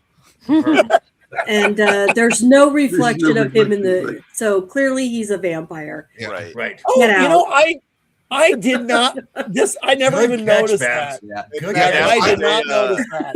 After they having just met, and what she had just gone through, when they pan around the room, they show he took the mirror down and on the floor. Yeah. Oh, that's why they did that. I couldn't figure out. I'm like, why the fuck are they just panning around this fucking room? Yep. And then she looks at his box. And then the mirror is down. Okay, and that's what that was. Here, I watch it twice. I was trying real hard. And here they're out. Where do you come from? Everywhere. Yeah, everywhere. Yeah, like cool. And now we're going to have sex. And then boom, Bang. Let's do it. Let's bang. I think It's they like a just Highlander. And It's like a Highlander scene. That's He has a big neck in that Okay, you shot. know what? dude, Jacob, where he's got her like arms out in the air and they just kind of like stay like that, and it was like, That was so unnecessary, like so this quick. at all. It was just odd. Big neck. It was the That doesn't even 80s. look They had to Hey, have it's not practical. something in it. Yeah. I'm telling you, he was jacked in this movie. I was surprised. He's not normally like that. He's very sinewy. Oh, dude, You know, this is my favorite part too. I'm gonna try this to Mrs. Threepeat next time she's talking about it. Sleep. Sleep. It worked too. Like a How will charm. that work? And see, But that's Sammy- why he's a vampire. Sleep. But Sammy, And dream. realistically, How do you think that will go over? Oh no, she's gonna hit me, but it's okay. It'll be fun. Sammy's gonna have a black eye next time he's on. Right? What happened? That's Don't what worry You about tried that it. sweep thing, didn't you, Sammy? Yeah. Like the fucking from Dark City. Sleep. Yeah. Oh yeah, Yeah. little cute And then- bald guys. Then the guy Like from they're like that Hellraiser. kid in the Night of the Seven Kingdoms. He's one of them. Yeah. So now you're seeing he's actually starting to get shit forming over bone and muscle, I guess, or whatever the fuck that's supposed to be. Yeah. Ivan Ooze. Yeah. And No, what do he- that's how Ian McKellen talks. He talks like Ivan Ooze. There you go. you have a feel of death about you. I'm dying. Kind of like bitch. that. Yeah. I thought this was the sweetest he looked. Yeah. The dark side look. It's not Yeah.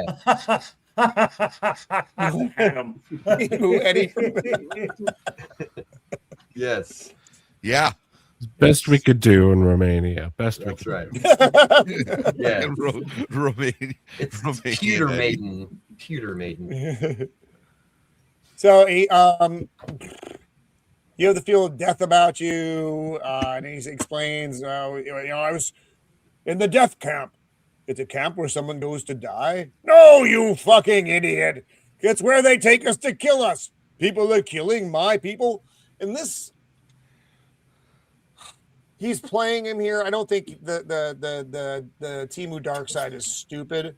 I just think he's playing him. He's trying to act, the golem, I will be your protector, but you're gonna have to carry my magic flashlight out later. Aren't the concepts of golems and all that kind of stuff from the Jewish tradition? Or yeah.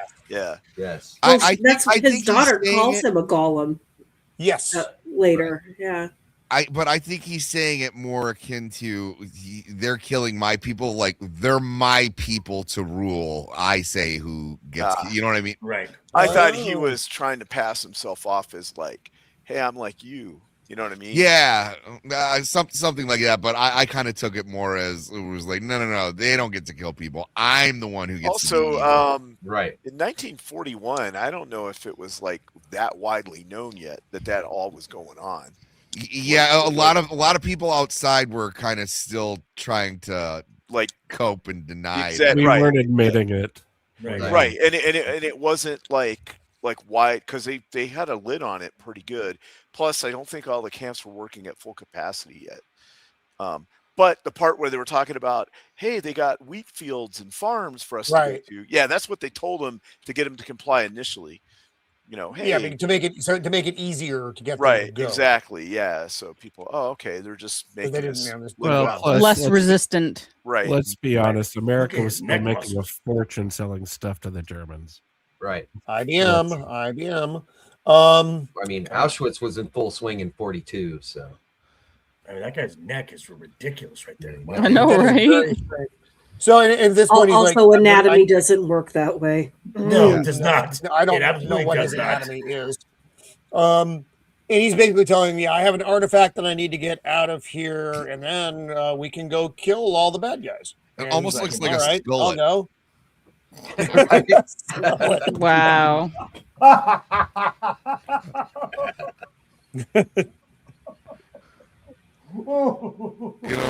He's like older Hulk Hogan, you know what I'm talking about? You just need like, hey, Margo, put a fucking bandana on that thing. So Soldier's just out here having like a seizure thing. Now we're coming up on like one of the strangest scenes in the movie for me. This scene made such little sense in context. He comes in, and it's just really, really weird. And he tells him there's a power in here, and then he just, as soon as he says that, he's like, "The only power is God." I was Apparently right. not. You were wrong. Yeah, he like starts yelling at him. Yeah. That's great. I thought I had seen slipped into like a full-on coma or fucking like just something. freak out where like they should have just had like a conversation. And well, although he's like, look at you, you're like 20 years younger. He doesn't say any of that. He Just goes right to yelling. He's like, you and your daughter can burn in hell. You know, from 0 to get behind me, Satan, real quick. Nobody really addresses his physical change in a real meaningful way. The SS guy was like, it looks like the room agrees with you. Yeah, that's what I was saying. That's the only mention of this. Yeah. And like, so he should get out of that wheelchair, and this guy should be like, what the fuck? Yeah, he doesn't. I know. He doesn't. He should have been like, did you go to Korea and get like salmon semen injection? Yeah. No, it's a miracle. Nothing? Really? Right, nothing. Why don't you get back to Hogwarts? Or like, dude, this thing here made me young again. He says he's gonna drive out the Nazis, and then he goes, "No, you idiot! That's what we've spent our lives keeping this thing in here. My father's guarded this place to keep this thing in here. It's evil, even though it's he is of the father of lies. He is." Yes, something going on. I know he helps you, but he's evil. Like there's and this is just fuck this shit. I'm out. Yeah. Well, I mean, if that we happens, get more weird shit here, though. Yeah. We get another scene that doesn't make a lot of sense. The daughter goes over to visit the priest. I think he killed the dog. He did kill the dog. That's the dog on the altar. You can't really tell. I thought that's what it was. I knew he killed some dogs. Because he holds the heart up and he's making all these like animal guttural sounds. And it's like that's unfortunate. Poor dog. Yeah. Right in front of the he wheels himself out like no big deal. He just wheels himself out. Yeah, I can but walk. never mind the guys with the guns that are guarding to keep you in there. Right.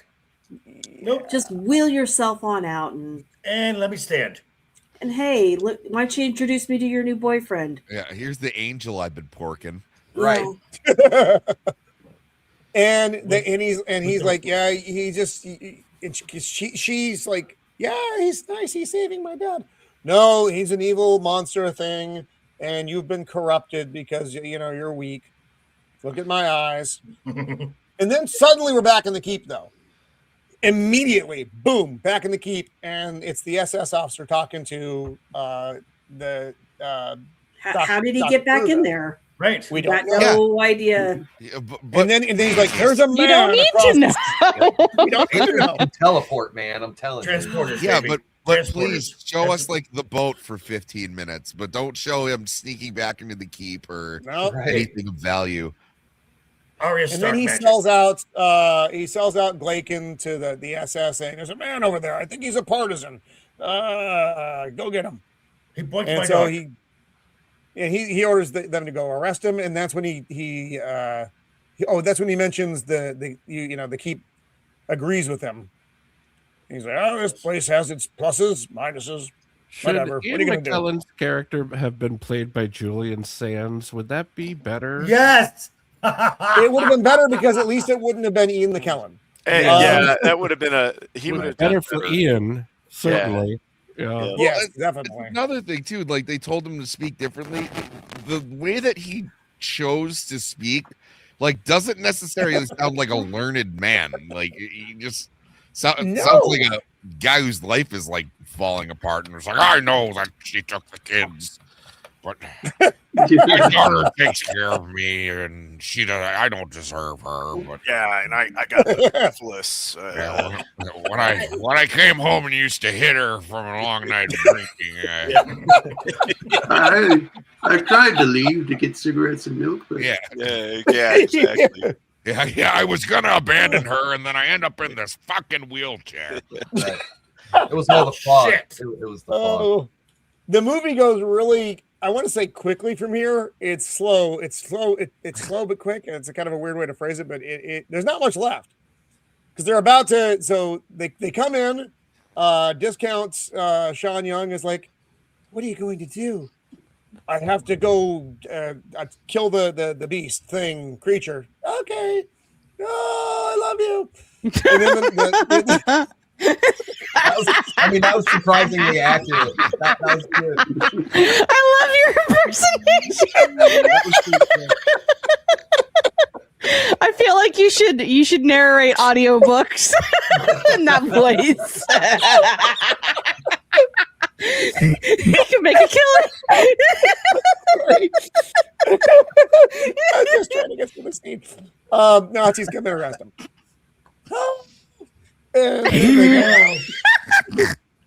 This scene is stupid too, though. So they take him out. There's like a noise. Then she comes out of the hotel. No, don't take it! Don't take it! I love him. And then they throw her to the ground. Then he gets mad. He throws the Nazi into the cavern, and of course they shoot him like immediately. And no one gets the Terminator. Right. Why is he a Predator. predator all of a sudden? Right? Seriously. It's like, well, that's an odd thing to happen, isn't it? Yeah, that's peculiar. Let's shoot him some more. When in doubt, shoot it. That's right. If it leads, and he falls we can into kill the it. cavern. I let him nut. You see that motherfucker? He had green blood. Yeah. Right. And then the major goes back in. They're like, well, fine, fuck, I guess that's done. I love him. And he's just laying down here. He fell on like there's a little cliff down there, so he didn't fall all the way into the most convenient rock ever. Yeah, that was like a bottomless chasm. Like, right, and he landed on this freaking 1.5 foot wide fence section or anything. Like village kids could just wander over goats and Right. fall down in there. Right. I see you're not shooting more villagers. Okay, fine, fuck it, I'm out of here. Yeah. And yeah. So they go back into that little room that belongs to the captain and I guess now the major. Wait, as soon as they go in there, though. Hold on, Roman. Bruce makes a good point. At no point did anyone say, "Did you see he was glowing green?" Mm-hmm. Right. No. No one cares. Never brought up. It's like, what are you gonna do? Yeah. It's not reported Well, and like, hey, by the way, when we shot him, he had green glowy blood. I don't know. Green. Huh? We might want to check that out, boss. Yeah. But no, like they all. No, it'll be fine. All right. Well, the officers it'll be go fine. back to the room, and suddenly some shit just starts happening out here. They don't show. The smoke machine gets turned on. There's a lot of shooting all of a sudden, but we're just back Lots in the of room smoking. with the major and the captain yelling at each other. Mm-hmm. The captain's basically telling him, we're all gonna fucking die here. You're a fucking piece of shit. I'm a piece of shit. We're all pieces of shit. Fuck it. We're all gonna die. Yeah. Man, I don't agree with your assessment, but I like my coat. I like your coat too. And it's very boss. I'm gonna steal your cross. Do you then they hear the shooting, and boss? he's gonna go out in the keep to see what the fuck's actually going on. These two have very diametrically opposed ideas about how one should treat the world, I guess. Like I said, he's a conscript officer, but still an officer, and the SS is the SS. They're very different creatures within the German fighting force. Right. So he grabs a cross. He's going to go out. The SS guy shoots him, which frankly I don't say should have done. He would have done, like the first 10 minutes after he met him. Right. He would have shot him off his little fucking golf cart tank. Yes. You're right. He probably would have killed him there. They probably would have killed all of his guys. Yeah. Yep. Like you all worthless and useless, and you're all dead now. But so he takes the cross. Like, okay. Yeah, so because the murdering, thieving guy is definitely going to be protected by God. Yeah, Jesus is like, oh, yeah, you killed a whole bunch of people today, Klaus. But it is a nice coat, So, but no, that's not. Do you like it? It's the Hugo haircut. Boss. Yeah. Here's another one of the cuts that it's like, what the fuck? So we hear all the shooting and everything, but we go out and it's just decimated out there. The effect in this scene is actually pretty good, I think. Yeah. The problem is you didn't see anything happen. No. I think that was probably something that they didn't pay for is the effects, just because this is all practical effects stuff now. Yeah. So they didn't want to put in the, clever light show with the, showing how everybody dies and gets cooked here. You see the aftermath, which looks interesting. A lot of fog, but it is. But this I found hilarious though, because what's that? What was that, Joker? I'm sorry. But we would have liked to have actually seen what caused all this. Yes, Right. he would have made it a lot more interesting. Mm-hmm. No, we need He more comes shots out of in him riding a screams like a motorcycle girl here, through the though. woods. Come on. Yeah. They can afford that. They can afford the motorcycle through the woods scene. I mean, so like It's this Terminator. entire ending sequence kind of feels like, all right, shit, we got half an hour left, guys. Let's shoot this as fast as possible. Right. Yeah, season 8 Game of Thrones time. Go. I thought this guy burned into the wall was pretty cool. Yeah, cool effects. Yeah. But lots of smoke. Lots of smoke. Smells bad. He probably would not. He'd be like, oof, smells like roast beef. So now, what's his Apocalypse? Apocalypse shows back up. Evil Apocalypse. That's Apocalypse. Yeah. I don't even lift, bro. So he's like, what? Where do you come from? Where do you come from? Where? Everywhere. I'm going to silently crush the cross, with little impact. Which again, I found interesting because the Nazis weren't big on Christianity. No. He drops it. It makes a clink. He's like, I come from you. Right. And he's sucking his life energy out. Nice. Now we are obviously down in the bowels of the keep when we get here. How did he get there? Yeah. I don't know. Nobody knows. This is, like I said, the interesting parts of the movie are way overshadowed by the what the fuck parts of the movie and the Arya gaps. Stark. It's the Arya Stark meeting Yes.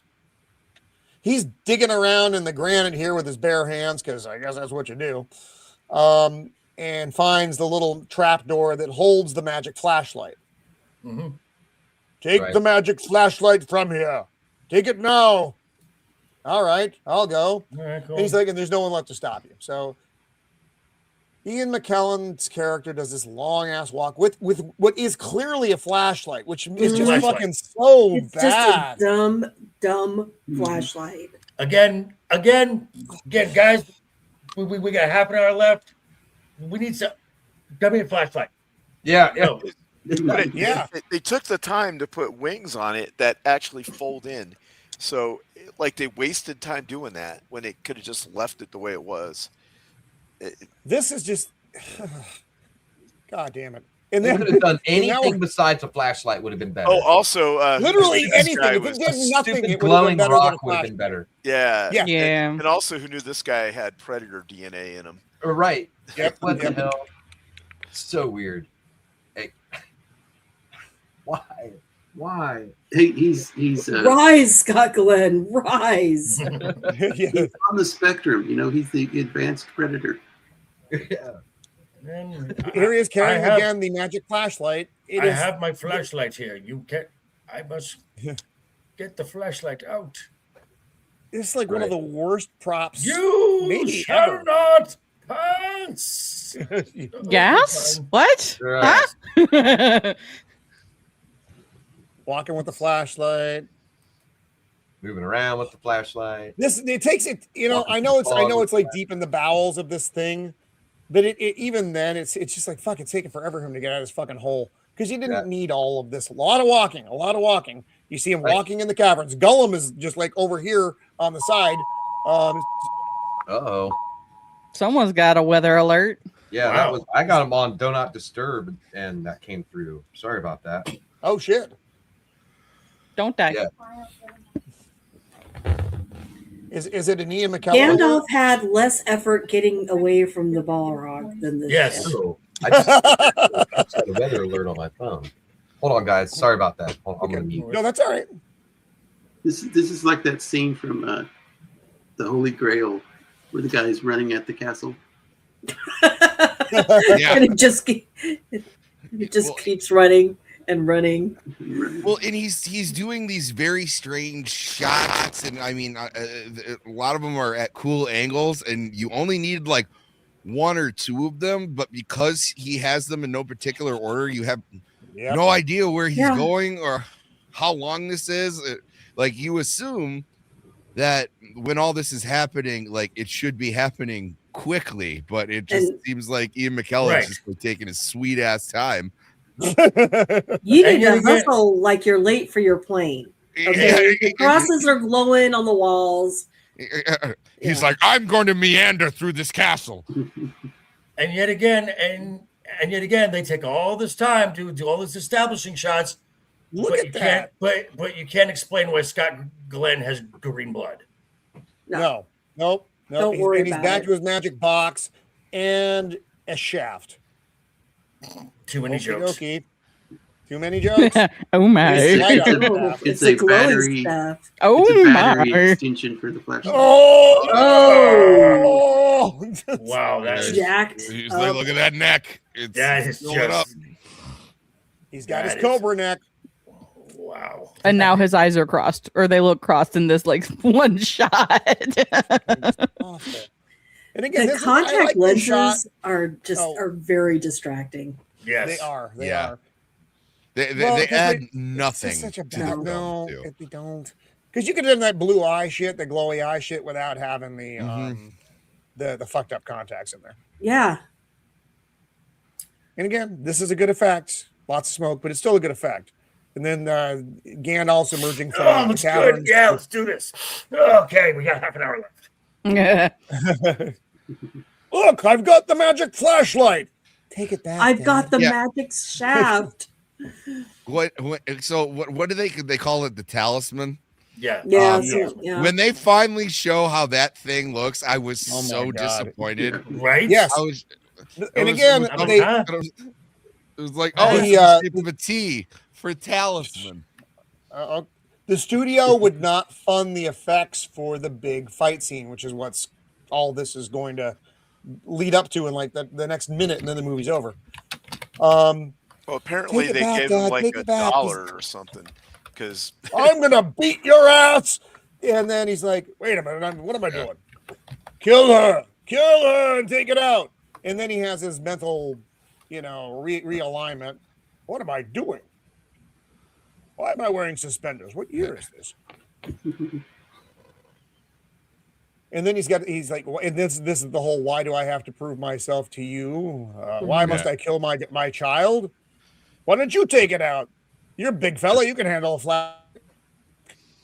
Yeah, I get it now. He says, "You shall not pass." Right. Yeah. Yes. I get it now. This was meant to keep you in. I got it. Yes. I see. Okay. Unless it doesn't belong to you. I didn't get that. Took a really long time. That was a long walk to get there. Gandalf. I got it. This movie's not called The Escape. It's called The Keep.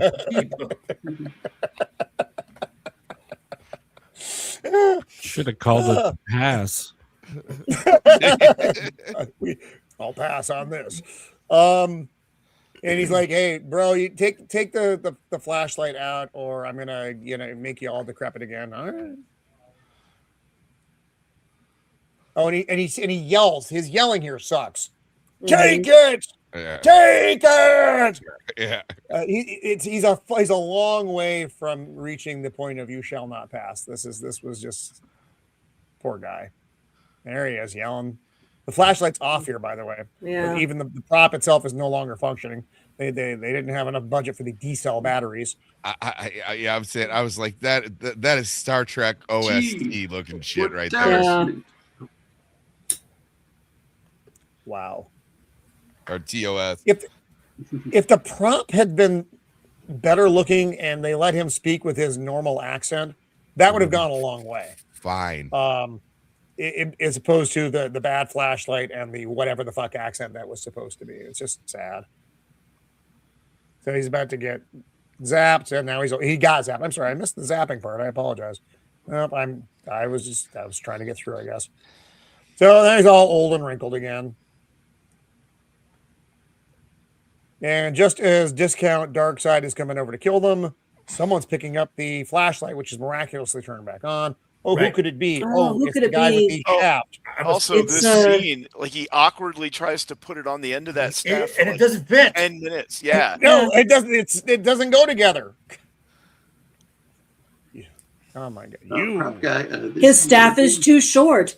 He's screwing in the wrong light bulb. Oh my! If I had $1.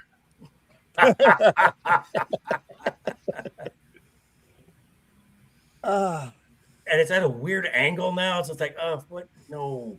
And this was a strange and useless effect with when you just talked about with little arms folding in. Yeah. Why? No purpose served by this effect. But it goes on for quite a bit. And then all of his clothes start smoking, which is bizarre. Okay. And then the cocaine comes back. And this is and they got whatever effect budget they had is done with smoke and lights. And now it's Trump. And Tangerine is in full. Oh yeah, full force. Oh yeah, and it is a peculiar soundtrack at this point. Yes, and it's annoying because it's completely repetitive. And I don't know what's going on here. Why is the silver melting off the crosses? Don't know. Nickel. Don't care. Nobody knows. Yeah, nobody cares. Because apparently that's how silver works now. Oh, and now he's his looking neck more is and more reptilian. Yeah, right. His neck is in full neck. Neck. Full and upright neck position. Oh Yes. my! Set neck to Take your warp. father and go. All right, I'll go. How? He can't walk now. Oh yeah, and then it becomes like the end of Monster Squad. Yeah. Yeah. And again, this is kind of it. This is the climax. I'm looking back for no reason. Yeah, she's gone. Now he looks like Arnold. And we get some just terrible effects here. Wow. Yeah, I was waiting for him to do the thumbs up Terrible. at the end of Terminator 2. Oh, so bad. So he's got his effect is at least more interesting looking, even though it's terrible. Because the effect that Blaken's little stick makes is just that. It's like he's peeing and he's got the gonorrhea. That's that look. I mean, there's a shot for that you should take. He burns a hole through him. Okay. Lots of move him around a little bit. He goes through the hole. You see the burnt up end of his stick because I guess he's used it all up. I don't know what happened to his eyebrows. They were singed off by the Flashlight, yes. He looks like he's got downs here a little bit. It's not good. He's like Corky from Life Goes On. He's like, all the light left my shaft. Oh my. Nap time. And then they can't even actually see each other at this point because he's fucking way inside. He's way inside. But I love him. I would love him. Who's like, leave, don't call. Don't ever call me back after what happened. never call me again.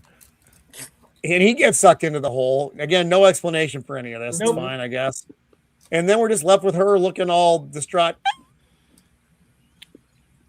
She lets out like a really weird noise when and then that's it. This is the last shot of the movie. It's just her looking. That's it. Oh, and another thing too, and I don't like when movies do this. I hate when it ends on a still. Yeah. Oh yeah. And that's it. This is the end of the movie, and it freeze frame here, and then we go to a Michael Mann film, which if I were Michael Mann, I would have had removed. This is, and like I said, and the sad part is this isn't like the worst movie we've seen. This is just this is a tough one. Cardassian. That Bush, that is yes, he does look like a Kardashian. He does. Yes. I just now. I did. Yeah, man. He's like a Timu Kardashian. There are only 4 lights.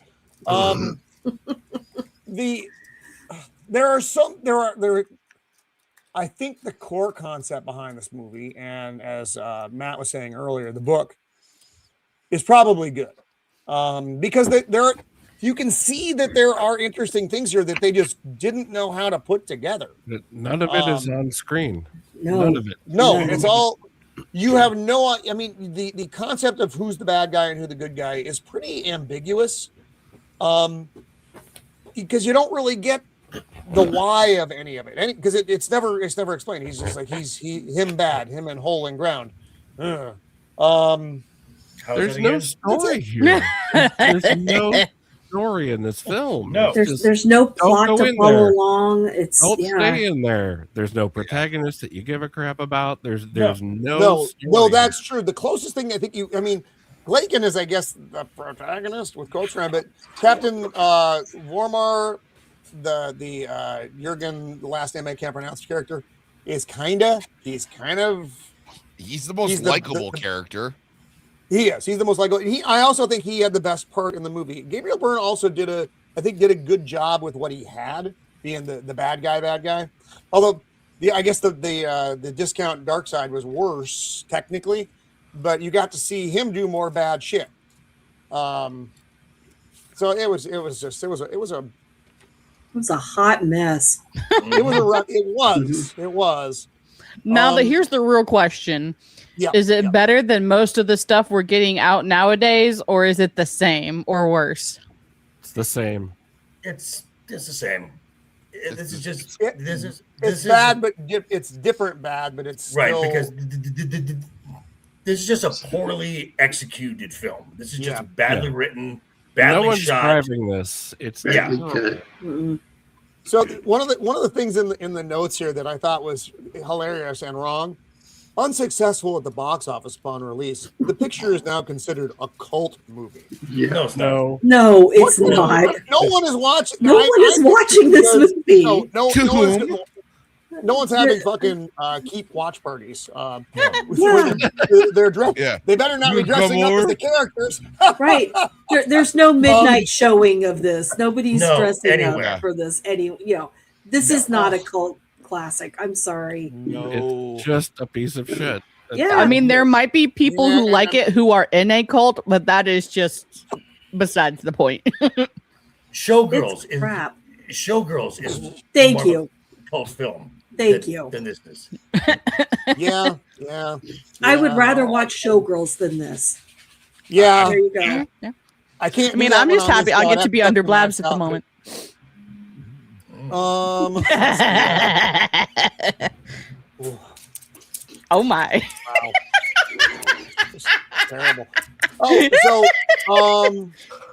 another little I drive interesting stick. Sorry. Ooh, that's nice. 3 Academy Award winners. This is why we have beyond my wife. I'm so ashamed of myself. No, that was awesome. That was amazing. So you had 3 Academy Award winners in this movie. You had Scott Glenn for Silence of the Lambs. Jürgen, or they were in Academy Award winning movies. Jürgen Prochnow, the main German in The English Patient, and Ian McKellen, of course, for Return of the King. They won the Lord of the Rings, Return of the King won like all the movies that year. Or all the categories that year, just because that was a thank you. Squeaka! Hey, Squeaka! That's a lady I'd like to be under. All that under. clever dialogue about this awful movie. Michael Mann went on to win 2 Academy Awards, I think. Yeah, didn't he get one for Collateral? He got one. This guy directed Collateral. But this reeks of top to bottom interference. This whole thing. Oh yeah. Yeah, it does. Yeah. It was bungled. Yep. Yeah, he didn't do another movie immediately following this. He went right to Miami Vice. Yeah, he did. From here. Obviously, he used that scene with the vehicles and the music earlier as his template for when they're driving down the street with coming. Smoking I can feel it. What that Phil Phil Collins song? Phil Collins. Yeah. So it's same. It's basically the same scene. It's almost identical. But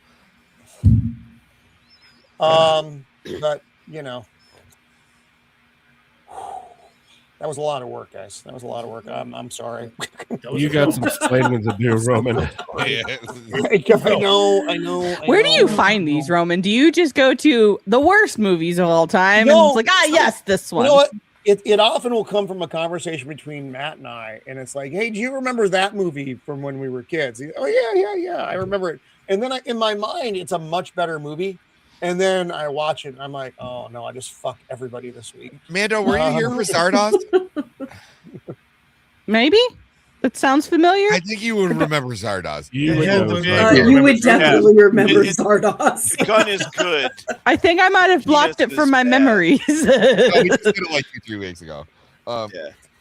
Oh boy. See, I see just movies like that because we can make fun of them, right? And have fun with this. This is just.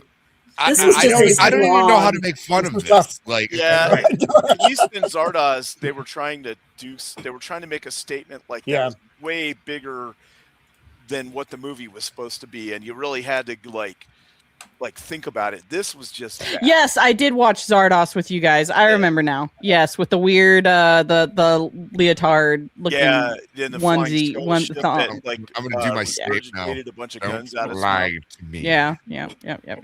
I was there. From space. Yeah, all I can say is I wish I did not see this movie. Like I said, I feel like there's maybe I'm tempted to read the book. There's a good story in here somewhere. It's just this was not the right vehicle for it. This definitely goes into the worst category. So just like a standard practice, if something is based off a book, 9 times out of 10, the book's gonna be better. At least. Oh, absolutely. Yes. And because there's so much you can't put in, but this one didn't even do that. It didn't even try.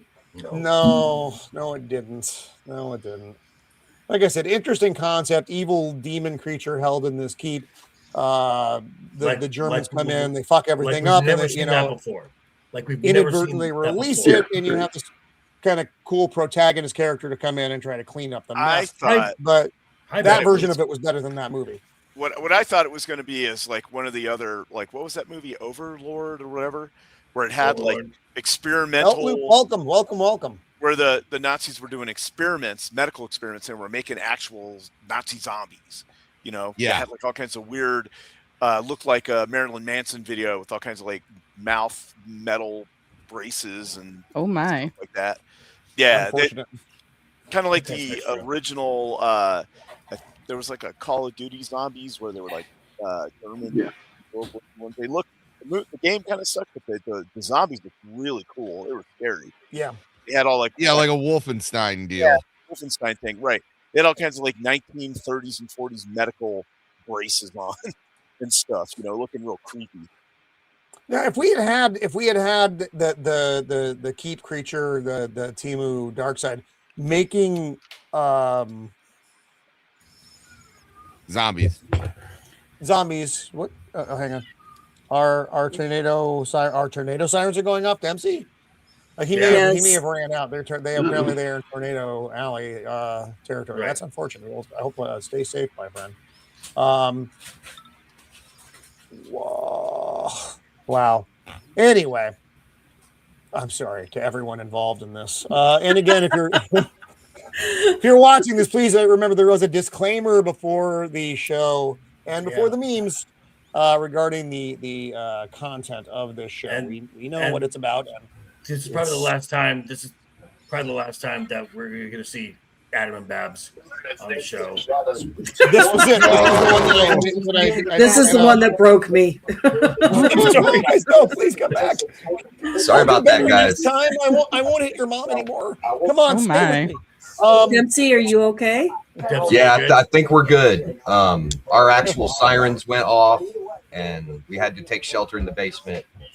Okay, I think we're good. good. Fuck. Glad you have a basement, brother. Yeah, at least you got a basement. Yeah. If you're out in West Texas, if you don't have like a little bunker thing, you're screwed. No one has basements out here. Yeah. Right. Don't watch it. That would have been the whole point of this show. Don't watch this one. This one isn't good. You know, getting to make fun of it, even to the degree we were able to tonight, was at least something. But the movie on its own is bad. Not yeah, good. out of morbid curiosity, watch it. keep out. This is not something that you watch on your own. Right. I just remembered it being way more interesting, much like Wolfen, than it was. I would argue Wolfen was a better movie, certainly a more coherent movie. At least it makes sense. Yeah. Keep in mind, folks. True. This is also the man who says that The Fifth Element is a terrible film. I hate this the is Fifth true. Element. I hate the Fifth Element for a lot of different reasons. Than I hate this. I understand the story of the Fifth Element, and it's put together. I just don't like it. And it's a good movie. This I don't like for different reasons. So it's just it's not an apples to apples comparison really as to why I hate one and hate the other really. So we'll go around and say our farewells. Next week over here at Thursday, 5 Pacific Standard, as we have been for the last 4 years, we are going to be stop it, Jacob, stop it. We are going to be looking at our favorite anime and animated series. So this should be fun. It's going to be weird. Well, the reason we like to do these shows is so that we can often present things that not everybody knows what the hell they are. So you'll get exposed to new stuff. You can go, man, that sounded interesting. I want to check it out. That's why we do these kind of shows. So I think it's going to be fun and informative. You're going to learn more about Naruto than you probably ever wanted to, but that's just the way it goes sometimes. And Belt, you should sub to Roman's channel. You should. Well, I would appreciate it. I appreciate it. Always looking for new friends to join us for our conversations on Thursdays. So let's go around the horn here, say what we got going on, then we'll say our goodbyes. Shield, my good friend, what do you have coming up, bud? Hey, thanks for having me on. I'm going to, next week on Tuesday, I'll be on Jacob Ironside's channel. And I can't remember what we're supposed to be doing on the Mr. channel. Roberts. Oh, that's right, Mr. Roberts. Yeah, I love that movie. That's a great movie. Oh, I like that movie, and I actually tried to go back and rewatch it. I can't do Jack Lemmon anymore. I can't. I can't either. I'm with. I love Henry Fonda in that movie. I love William Powell in that movie. But I can't do Jack Lemmon anymore. It's too manic, but it is a good movie. It's a very good movie. You know what I have a problem with that movie? I combine that movie and the Caine Mutiny. It's not the because same.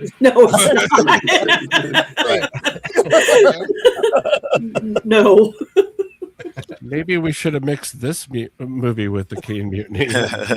Yeah, something would have happened. It was the strawberries. That's what I knew. Yeah. So they'll be scraping the silver. Hey, it's frozen strawberries. Yeah. Right. I want all the keys on the ship turned in. I want all the crosses. All the crosses. So it's a really good movie. So we'll be going over that on Tuesday, and then I will be back here next week on this show on Thursday. So that's what I pretty much got going on, unless something happens or whatever. If my schedule clears up, I don't know. Maybe I'll be on someone else's channel popping in. But right now, those are what I got planned. So, but thanks for having me on. I don't regret having watched this movie. It was nice to see some of those actors and go, wow, they were in a bad movie. Yeah, Right. And there was you can see, they made their bones having to do a bad movie, and some of them, I don't know, maybe wasn't the best, but it was a choice. It was and they got some experience, and it's good to see that a lot of them went on to do bigger and better things. This was a death knell for their career. Right. Well, except for I don't know if the chick that played Eva or whatever. Oh, discount Sean Young. Yeah, if she went on to do anything at all, but Ian McKellen was like, $20 is $20. Yeah. Anyway, that's all I got. Thanks for having me on. It's great being on with everybody again. Right on, dude. And we missed you last week. I'm glad you were here for this. I'm sorry at the same time. Yeah, Joker voice. Yeah. So sorry. no worries. This coming Monday, I might be on with Clifton 3D and Anna's Gameland doing kind of just a hodgepodge, a variety of topics. Love Anna. She's awesome. She is awesome. I will be dropping some video shorts, not my shorts, from my show. Right. From my show, Wednesday night is overbooked, which next week marks not only episode 98 of Wednesday night is overbooked. Oh, nice, dude. But it's on my birthday. Nice. Oh, happy birthday. Thank you. Na-na-na-na. And then also I got word that my new thing of merch will also be coming out on the same day. Oh, wow, dude. Working with the guys from Mixed Teas. That will be launched on next Wednesday, which a portion of the proceeds is going to be donated to the Stuttering Foundation of America. And you can catch that's every Wednesday, 6 p.m. Pacific, with myself, Matt, who was here. The entrance music done by Dempsey. Yeah. Right over here. Nice. The logo and the artwork for the new merch done by Mr. Jacob Ironside. Also with Duke Devil 95 and Left Eye Ego. It's a big team effort here. And that is Wednesday Night is Overbooked, talking about the world of professional wrestling. That's right. Right on, right Keep talking, on. man. Keep talking. Nice. Dempsey, sir, when you're not dodging tornadoes. Right. Well, I'd have to say it's going to be a whole bunch of nothing. That's what I have going on. Again, it's just the same old stuff, trying to edit music, and I've been sick the last 4 days, and it's just been terrible. I haven't got anything done in 4 days, other than watch this ridiculous movie that we just watched. And I'm sorry. No, it was interesting. I'd say I liked the effects. It wasn't a total loss. What were you looking for? What was Butler looking for? I must have missed. Did I miss something? Did I have a stroke? Well, Possibly. Well, I'd say next week I can't wait because I have a couple things that I want to talk about, right like a certain anime. It should be interesting. So thanks for having me on tonight. This was a great movie to make fun of and just have a good time. All you guys were all entertaining as hell as you normal. So thanks for having me, and I'll see you next week. Right on, right on. Jacob Ironside, meme master of the interwebs. Yeah, like we said Tuesday, Mr. Roberts, it will be my 150th episode. Wow, congratulations. Nice. That's cool. And I'll be here next week. Nice. Should be a fun one. Oops, what am I doing? Who am I? How did I get here? Where are my pants? Pants? Mando, what do you have coming up when you're not evading the authorities? Look, that was one time. Went to jail one time. Not much. I think this Sunday will be on my friend Trucker Rob's channel doing some more Pathfinder and Skull and Shackles campaign where we're pirates doing pirate things and rolling dice, and somehow we're still alive. I don't know how my crew and I are still alive, but we are. It's crazy. And then I should be on Jacob's channel, and then just keep an eye out on some social media stuff because I still can't quite stream from my personal computer because it's a potato and it's old as dirt and it can't handle OBS anymore. Whoa. I see. I eventually will have a fundraiser for it so I can have another computer, but Copy. Sammy, what do you got there, son? We are back, kind of. Yes, kind of. I have Cavecast will be back next week. I was gonna start it back this weekend, but my sister had to go be born like an asshole, so I got to celebrate my sister's birthday. Wow. But then after that, we are back after I don't know, like a 5-week hiatus with the news. Yeah. But I had some stuff I needed to get in order, and it was nice having some Sundays off. But yeah, we will be back with In Other News with Sammy 3Pete at our new time, 8 p.m. on Sundays to avoid me falling asleep on my own goddamn show. Other than that, I'll be on Leon's for Tinfoil Haters, and tomorrow I will be on Darnell Quigley's channel for Lights Camera Citation. That's where me and a couple buddies get together and just make fun of people getting arrested. It's been a lot of fun. That's a good one. That's a fun show. So right on. Well, thank you for being here. And our team from B-Roll Stage, Adam and Babs. Thank you guys for coming. Thank you for, again. Sorry. Thank you, and I'm sorry. I'm going to have to send you guys a card or some fruit or something. Thank you for a lot of nothing. You son of a bitch, Roman. What's happening over at B-Roll Stage? We have our regular big show Friday night tomorrow at 6 p.m. Pacific time. B-sides, where we show you the best of the worst and we riff like a bunch of maniacs. Tomorrow is a special night. We are going to be showing P.D. Wheatstraw, The Devil's Son-in-Law with Rudy Ray Moore. And I couldn't be more proud. I don't think we're going to be transforming any content. We're just going to sit and watch the movie. Wow. It's a pretty amazing. I mean, if you've ever watched any of Rudy Ray Moore's blaxploitation films, they're kind of amazing. They really are their own animal. Yeah, they really are. It's not acting. It's kung fu fighting. Screaming.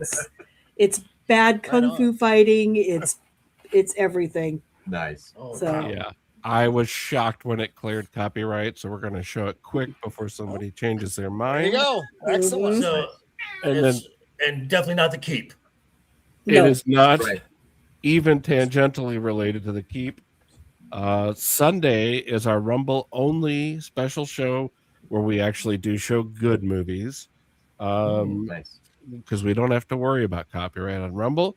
So noon Pacific time, we're going to be watching The Lost Skeleton of Cadaver, which if you haven't seen it. Oh, it's one of my favorites. How do I know that? It's fantastic. Actually, I just watched that movie a couple weeks ago, and I immediately thought of you guys. It's great, isn't it? I'm doing science. On Tubi? I'm a scientist, Betty. I don't believe in anything. Yeah. Oh my God. A self-parody of cheesy 50s, 60s sci-fi movies done by some very wonderful, talented, dedicated people who are just as hip on the bad monster UFO stuff as we are. And it's like Babs and I made a movie. So join us on Rumble only. Wow. Check it out for sure. Yeah, it's Can good. Can it be found on Tubi? I don't know. I don't know. I'll send you a link for it, bud. Okay. Yeah, it is probably for rent on YouTube, I would guess. Oh, yeah, I would assume it actually is on Tubi. Okay. No, it is not on Tubi. Just check. Thanks, Jacob. I honestly don't know if I connected with my main channel or this one. Are you guys still playing Cuphead? I don't know what that means. I don't know what that means. Are the cops here? What is happening? It's like what did I told you to watch the disclaimer. That's what the disclaimer was for. Please open up. I did not watch it with us. Coming. Yeah, watch it with us on Sunday. Adam, Barbara, you guys still playing Cuphead? I am not playing Cuphead. I hit the pause button on Cuphead. I've been playing a little bit of Borderlands 2, but mostly the gaming streams are just to fill out my hours on the Rumble Creator Program. For sure. Cuphead may be a little bit above my pay grade. It's stupid hard. Yeah, I tried. One of my favorite games. Right, okay, sorry. I'm bad at tech stuff. I'm sorry, Beltloop. I apologize. So on that note, though, we are going to wrap this up. Thank you to everyone that hung out with us tonight. We actually have someone new with us tonight. Thank you for sticking around. Appreciate it. And wow, this was a lot. So remember, join us, learn to speak. Join us next week Thursday, 5 Pacific Standard, we're going to be doing our favorite anime and animated series, and that should be a hoot. Thank you to the chat. Thank you to the. But what's that? I forgot one thing. Hit me. The 27th, we're going to be doing a All in the Mix show, talking Robert Duvall. Yeah. Excellent. We lost a great one, didn't we? Yeah, we did. I mean, dude was like 95. He had a good run. The thing that I appreciate most is in his latter years, he didn't become a complete a-hole like De Niro. Robert Duvall, all you know about him is he was a good actor, and that's the way to go. He died a legend. He died. Last movie I saw with him was The Judge with Robert Downey Jr. Yeah, that's a fucking great movie. I just saw about like 20 minutes ago, the actor Eric Dane passed. That's so sad. He was I don't know Man a lot in the X-Men. Multiple Man in the X-Men.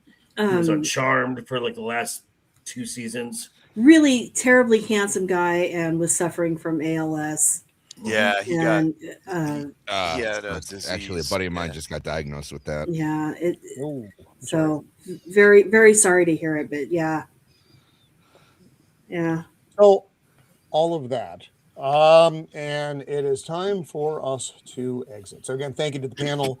Thank you we can end with a bummer. for enduring this. And thank you to the chat for hanging out with us tonight.